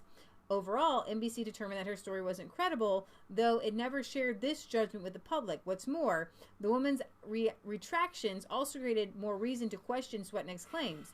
NBC says it spoke to this woman 2 days before Avenatti released her statement and didn't seem to find her credible. The outlet said the woman told NBC a different story than what was presented in the affidavit. Referring to Kavanaugh spiking the punch, "I didn't ever think it was Brett," the woman said to the reporters in a phone interview arranged by Avenatti, after repeated requests to speak with other witnesses who might corroborate Swetnick's claims. NBC reported Thursday night, as soon as the call began, the woman said she never met Swetnick in high school and never saw her at parties and had only become friends with her when they both met in their 30s. This alleged corroborating witness then told reporters she never witnessed Kavanaugh act inappropriately towards the women, but said everyone at these parties drank heavily. NBC again contacted this woman October 3rd, the day Avenatti tweeted out her statement. At this time, she told the media outlet she only skimmed the declaration. The next day, October 4th, she texted NBC saying, "It is incorrect that I saw Brett spike the punch. I didn't see anyone spike the punch. I was very clear with Michael Avenatti from day one." Not publishing this information served only one purpose. It shielded Avenatti from another embarrassment and helped support an anonymous allegation of abuse against I would love to see Avenatti disbarred. And taken out of the public limelight right now, because you can't falsify somebody's testimony and still remain a lawyer. Right. You can't do it. Right. Exactly. So he's got to go. So they're facing criminal charges. Let's see how that unfolds. Yeah. So I want to see if there's any updates here on just while we were going live. The mail bomb that almost was that really wasn't.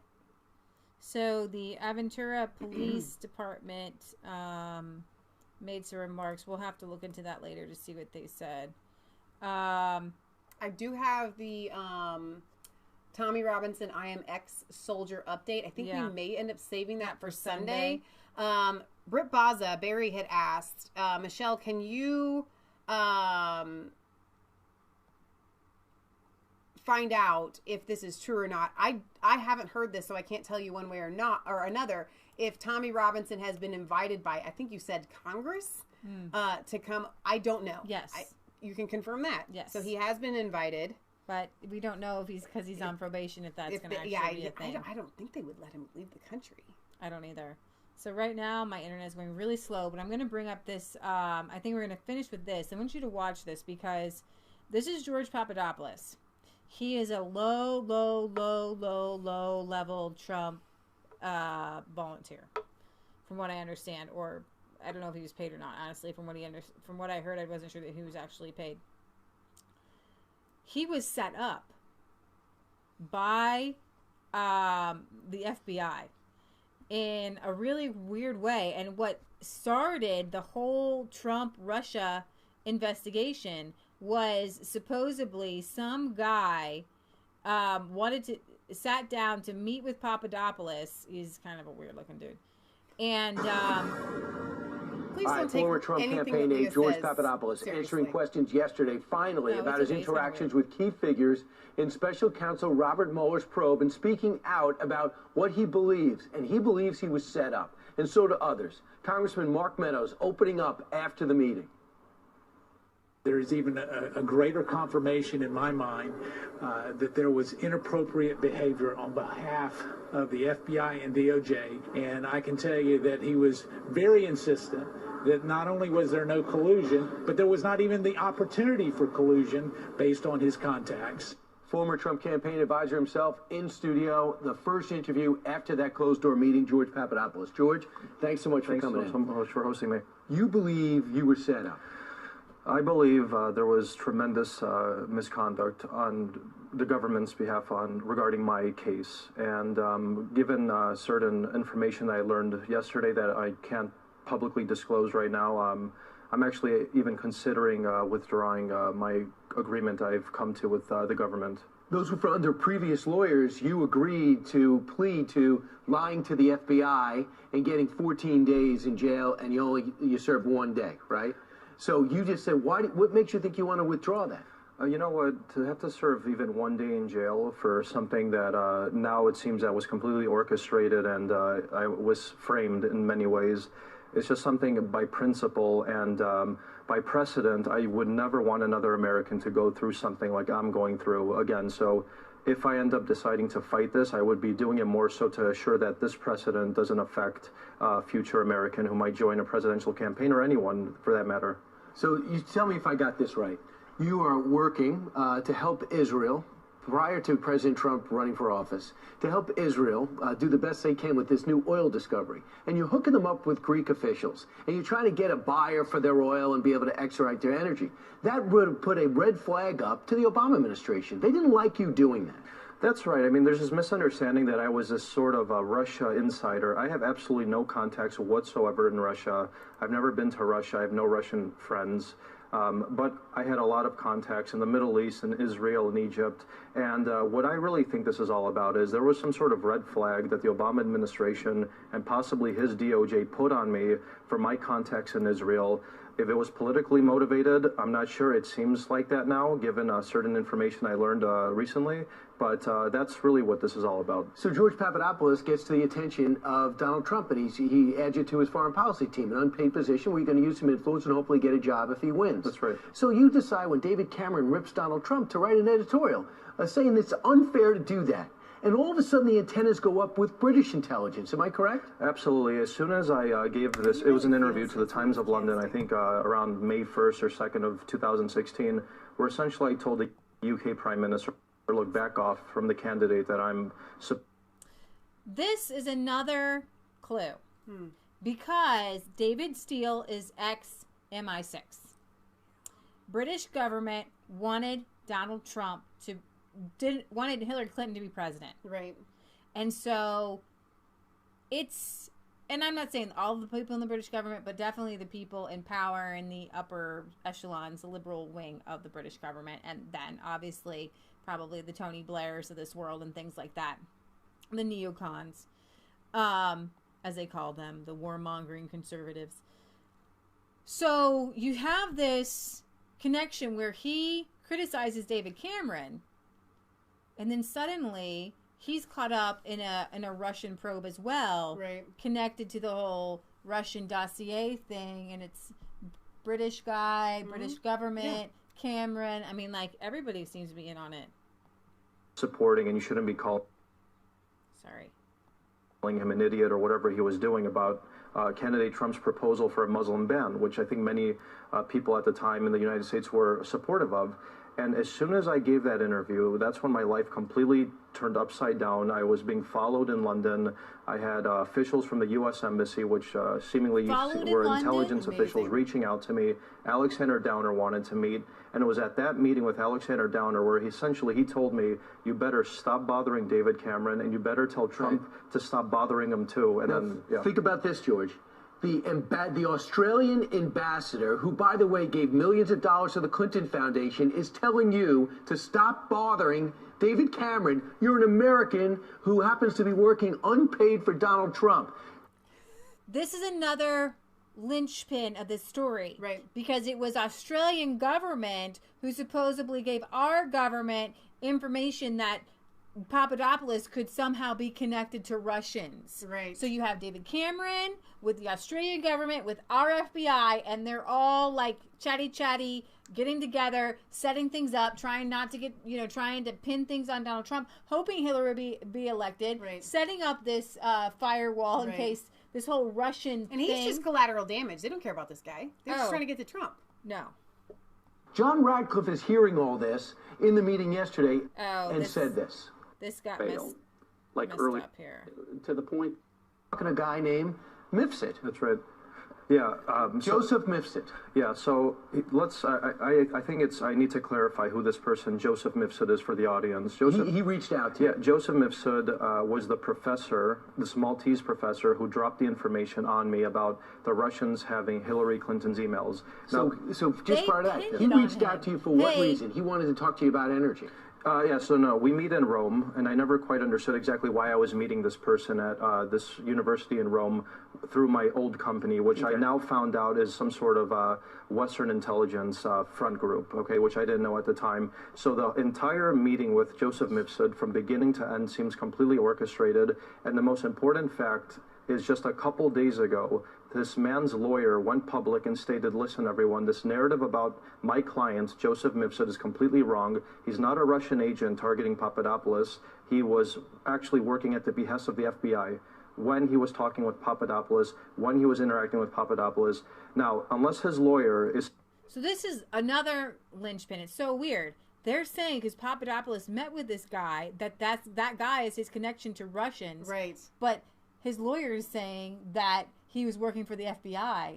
So the FBI is trying to set him up as a Russian. How about that? So weird.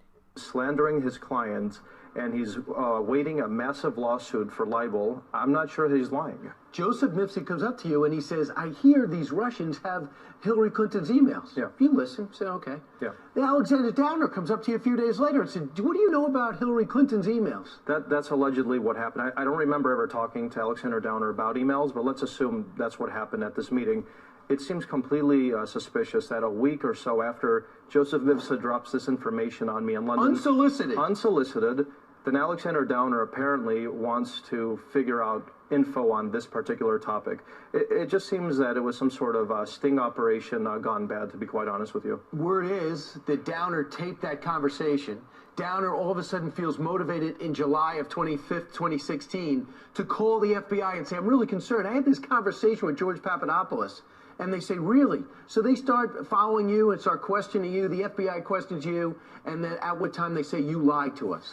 Yeah, so I didn't actually have my first interview with FBI until January of 2017. So it makes no sense that if Alexander Downer had this information about me, that I was some sort of Russian conspiracy person, why was I interviewed only in January of 2017 when I met Alexander Downer in May of 2016? It makes absolutely no sense. So you're wondering, next thing you know, the FBI is talking to you, and you're basically under house arrest. How did that feel?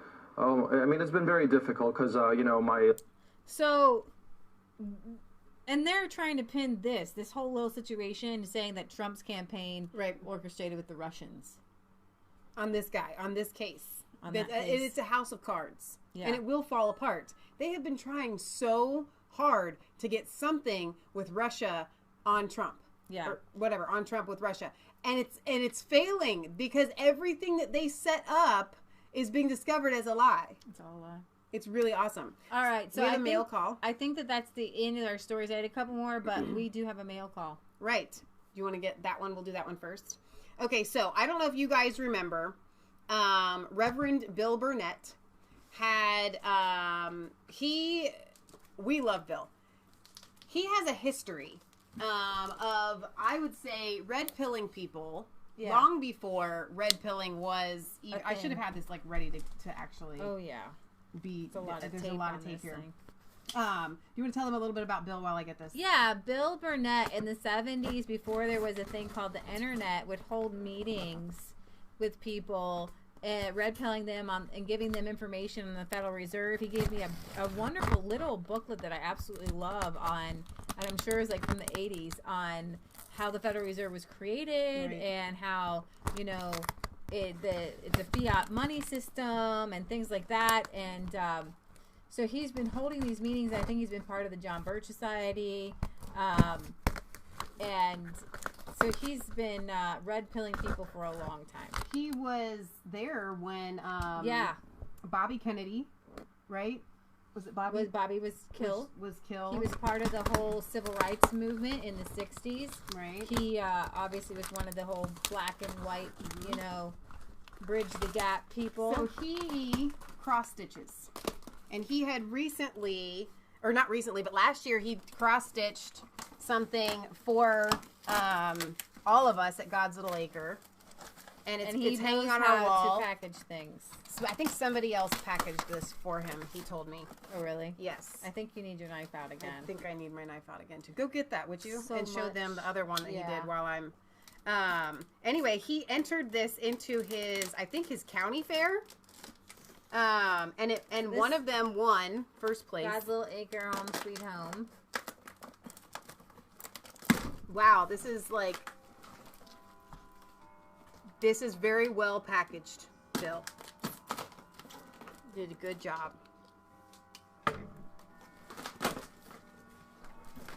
But you wouldn't want any. It's framed, by the way. You wouldn't want anything to happen to it. They're both framed. I think that's why it's so Fort Knoxed. I'm still like Fort Knox struggling here. Where the gold is. I get it. Oh my, it's even taped to the tape. See, here's the deal. I wanted him to see our reaction, so I didn't prep with the... More knife. Okay. I didn't prep with getting it on... It just keeps going. Can I help? I think you can, but we don't give Leah knives.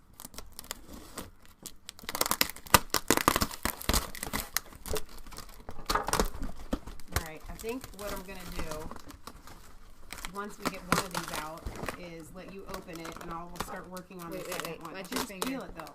Okay, I think. Better, right? No? Okay, cut it down the middle. See that? Yeah. I bet Bill's watching, laughing his head off right now.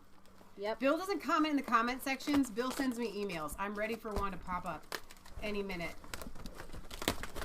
All right. Oh, good. This is yours anyway. So you work on that if you can get it. It's a gift that keeps on giving. Oh, and then I'm going to work so much tape. But you know what? It looks like they arrived here safely. They did. So... is it a suspicious package? It is not a suspicious package. Please don't let me cut myself on air. Please don't let me cut myself on air. You're not going to cut yourself on air. You're going to be fine.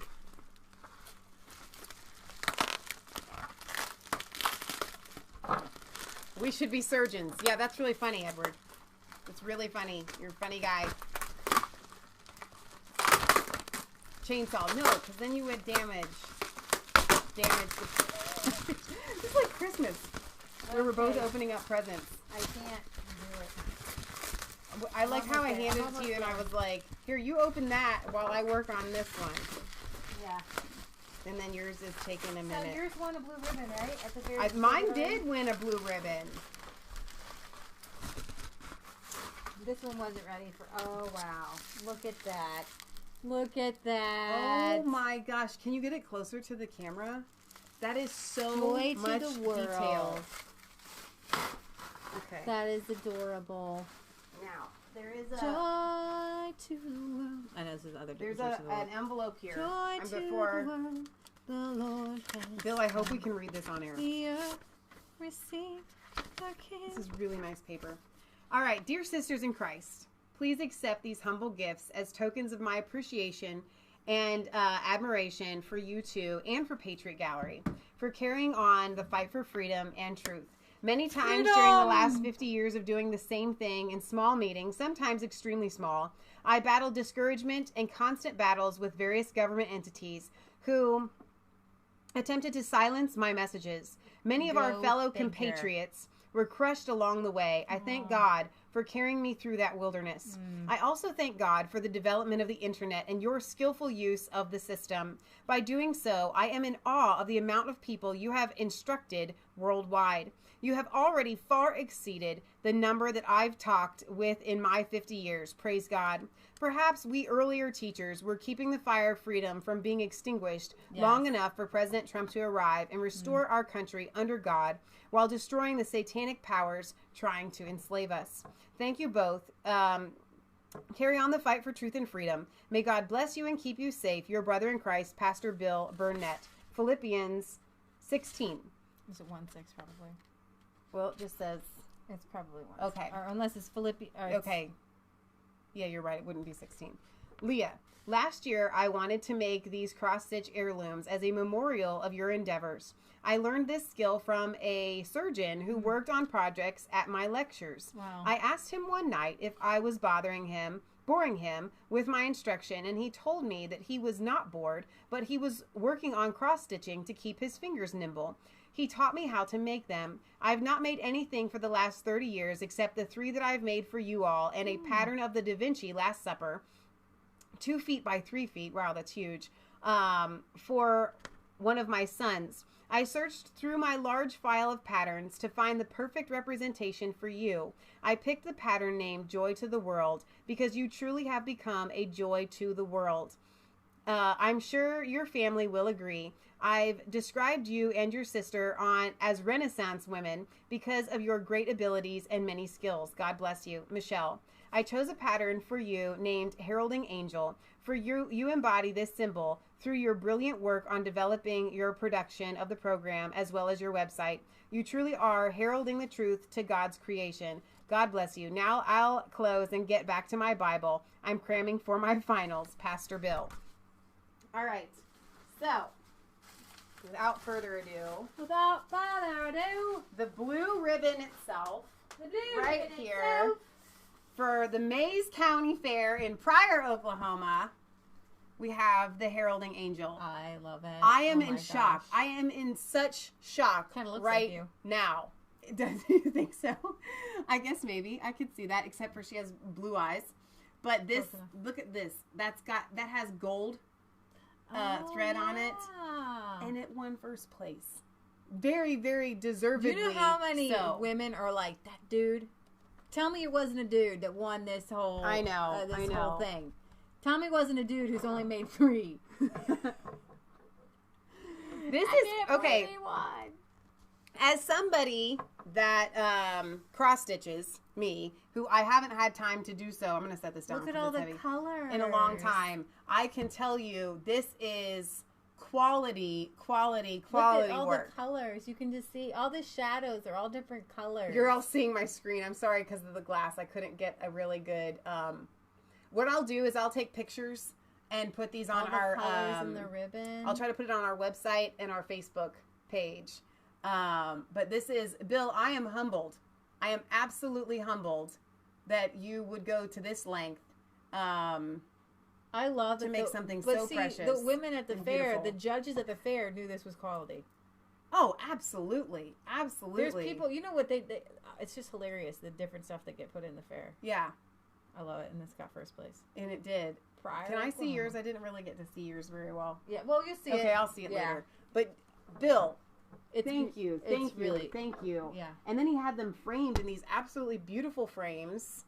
This is above and beyond. The frames are really pretty. I don't even know. Yeah, I would love to see a picture of that Last Supper. You know, I really appreciate your letter too. I think your letter is just as moving as the cross stitching because It's very encouraging, Bill, and I think you did keep the flames going, so I want to encourage everybody out there. Don't give up, because what you're doing is making a difference. It doesn't matter if you don't have a YouTube channel. I mean, seriously, every time that you speak out the truth, it resonates. It does. You know? I mean, it really does resonate with people, and it spreads like wildfire. It does. So we have one more that I am excited about opening. Oh, yes. Now, Eric said that we could open this early. And I say we because as much as this is for me, for my birthday from Eric, Lee and I are going to share this. I know that that's true. So oops, can you get that? Yeah. Thank you. To Michelle. I may have opened up the what a pretty card. Little, I kind of know what it is. Oh my gosh, that is really, really pretty. Well, it came with a receipt. Wishing you a beautiful birthday. Happy birthday, Michelle. A special card, a special gift for a special person, your friend Eric. P.S. This might seem weird, but I didn't want to write on the card in case you wanted to reuse it. I'm going to save it for for some of my friends that don't watch our show, and I will totally do that. I don't think that's weird at all, because it's a really pretty card. I love that. I love that. Okay, so I don't know if you guys remember. Leah, can you pull that out? Eric, in the very beginning of our show, sent us a link to this little girl's America's Got Talent. So, when she was singing Grace Vanderwaal, and our reaction video to that has had so many views, and we totally enjoyed it. And so he sent us signed CD copies. He sent us CDs. She is absolutely amazingly talented. Big fan, and he is a big fan. And she won America's Got Talent because she plays the ukulele. I actually should pull up a little video. It's even got her name. So Fender. I'm so excited about this. I'm really, really excited about this. I can't even tell you. I've never even held a ukulele. I've never held a ukulele in my hands, ever. Oh, get out. Get out. Okay. Let's see. Stop it. Can you pull up a Grace song? Well, I was actually going to... I don't even know how to tune a ukulele. I don't know anything about it, but I am going to learn. And it's going to be awesome. I'm so stinking If you put a capo, a bar that bars the entire fret, on the 5th fret of the guitar, then play the 4 highest strings, you're essentially playing the ukulele. The only difference is that the G string, no pun intended, is 1 octave higher on the ukulele than it is on the guitar. Free online lessons from Fender. I'm going to be availing myself. Dude. It's electric. We can plug in my Interesting facts about the ukulele. While similar in many aspects, ukuleles and guitars are very different. The most obvious similarity is that they both are stringed instruments. The biggest difference can be both seen and heard. Ukuleles are typically much smaller than guitars. They can range. Let's see. It only has 4 strings.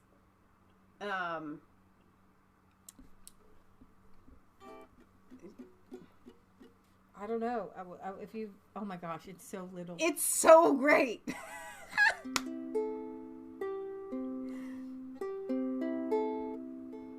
I wonder if it's tuned. And you know what's interesting? What I'm noticing just right off the bat is it looks like there's a thinner string on the top, and then the 2 middle strings are thicker, which normally for like the guitar, you start out with the thicker strings at the top. Oh my gosh. I'm gonna learn how to play a song on the ukulele, and I'm incredibly humbled.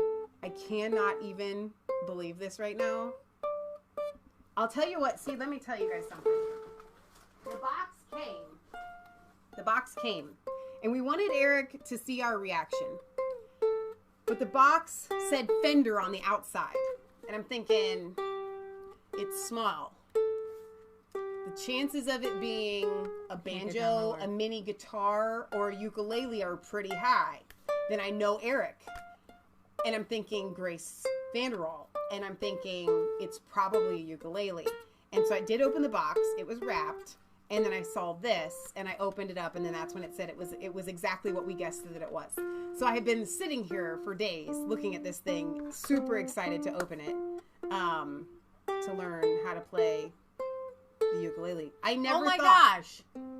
This one's lower. Shh. This one's That's lower. what I just said. These are the thinner strings, and these are the thicker strings. I think the ukulele is just different than the guitar. This is higher than this one. Yeah. You didn't catch that when I strummed it? Okay, so Eric, well done. Say hello to Marlene. Marlene, I can say hello to you myself. Actually, I know you're watching. This is amazing. I'm floored. I have a ukulele, and I'm going to learn to play it, and it's going to be awesome. And I'm going to accompany Leah with her songs when I learn how to play the ukulele. Never in my life did I ever give playing the ukulele a thought, and now I have. And I'm very excited about it. Very, very excited. This is going to turn into a music stream, Tom says. Yeah, probably. Oh my gosh. Is it tuned? It sounds tuned. Those notes are in tune. I doubt if it was out of tune, I think they would sound weird. So, yeah, strum it. Strum the whole thing again. See? Doesn't that sound like a little Hawaiian luau?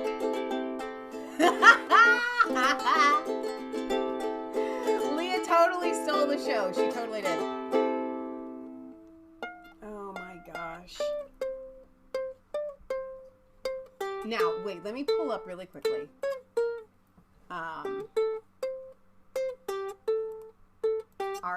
Just so you guys can know what I'm talking about. Grace Vanderwall, Mass Faith 3. All right. So here is our Grace video. YouTube is great for people that are just starting a new business or small business owners like myself, because we're all on a budget. Video can show people what it's made out of, how to put it on, how easy it is to use the potty cover. Sorry. This was back when we actually just uploaded. Okay, so before we sign off, Leah and I, we got this package the other day at the mailbox. And so I have my pocket knife here. I am terrified to try to even open this. The shipping, though. The shipping on this. It's 7.5 pounds. Song she performed. So possibly. She's adorable. I have not seen this. Look at her cute family. Stage is yours. Good luck.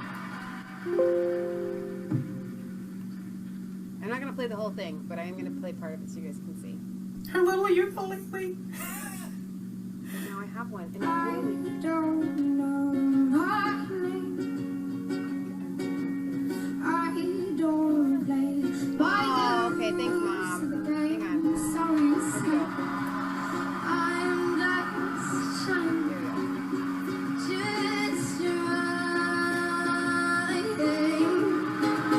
so I hope you are my sisters when you get along quite nicely. You ask me why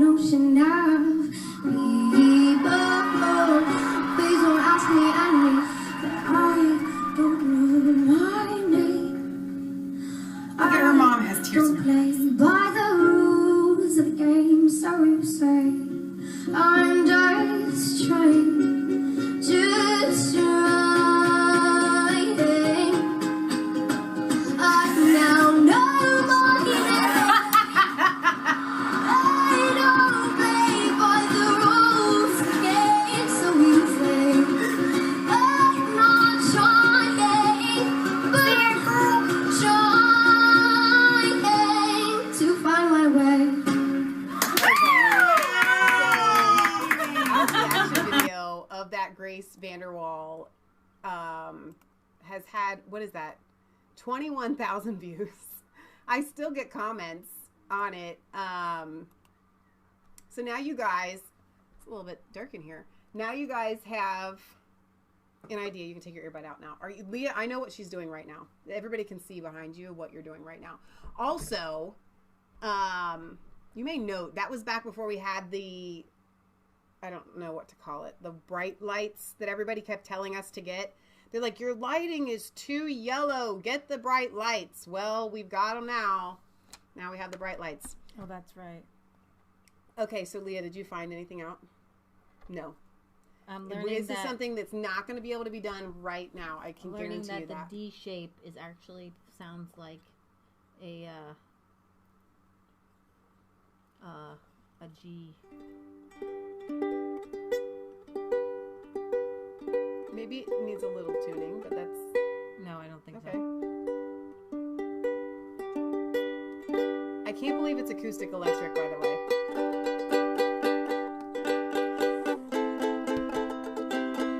That's pretty good.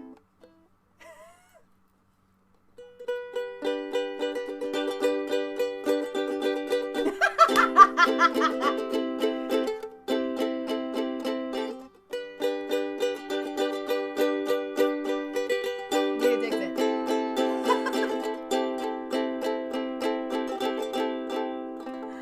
Oh my gosh. Can you be careful so with little. it? It's so little. It's so great. I am terribly excited about this. Eric, thank you from the bottom of my heart. It says designed with Grace, model Grace Vanderwall, and it literally has her little Gracie. I was wearing, he even sent us Grace Vanderwall jackets. I was wearing mine today, by the way. FYI. This has been so amazing. Thank you, Bill. Thank you, Eric. Like Leah said, oh, you said it's the D? Yeah, G. Yeah, just a D. And then just open up. There you go. Now I'm playing the ukulele. I'm gonna have to work on my strumming with these plastic strings. Okay, so we're gonna work on this, and we're gonna bring you a song on the ukulele. This is so much fun. So much fun. So we do need to sign off. Are we going to play him a song? Did you have anything you wanted to sing? I guess that was our song. That was the song. Oh my gosh. Well, thank you guys for being here. We go live every Friday at 6 p.m. Eastern Standard Time and every Sunday. So come back in 2 days because we'll be live again at 1 p.m. Eastern Standard Time for our European and UK news. You know, Eunika from Go Against the Tide TV, our Polish friends, she did an interview with an American interviewer that talked about how when she tried to, her and her sister had tried to put together a debate in Poland with a British creationist and a Polish evolutionist at their college. It all went well until 2 weeks before they told them that they couldn't do it at the university. So they didn't, but they did it separately, privately. But they did tell everybody that their university would not let them put it on. So then the university sued her. It took her 3 years to then be proven innocent in Poland. Yeah. So from what I gathered from that interview, I think the reason why they just came to visit Liberty University is because there are no Christian universities in Poland. And they are going to start one. Wow. Yeah. So that's exciting news. Sunday song. Yes. You know what? Lord willing, we'll play the ukulele. Yeah, I'm sure we can find something small to play a small You're going to be song. gone all day tomorrow. When are you going to have time to practice? I'm going to practice the ukulele, and I'm going to play a song on Sunday, possibly, Lord willing, a little song. I think you should give yourself a week. Okay, we're really going to sign off. Thank you, Bill. Oh, Kelly and Eric are going to be going live at 9. Kelly PB fam, she's in the chat. You can click on that. We will see you guys back on Sunday at 1. We love you. God loves you. God bless. And remember, it's not just a conspiracy theory if it's the truth. All right. Like, comment, and subscribe to both of our channels, Resistance Chicks. We have a P.O. box. Did you do that already? We have a P.O. box. 107. Milford, Ohio 45150. If you want to send your letters, we would love to read them. Bill, I love on your air. letter. Yes, Bill, that was Bill's excellent. I saw, Eric, that you had another letter that said not to open on air. We'll get to that. But thank you, guys. We love you. God loves you. See you later. God bless.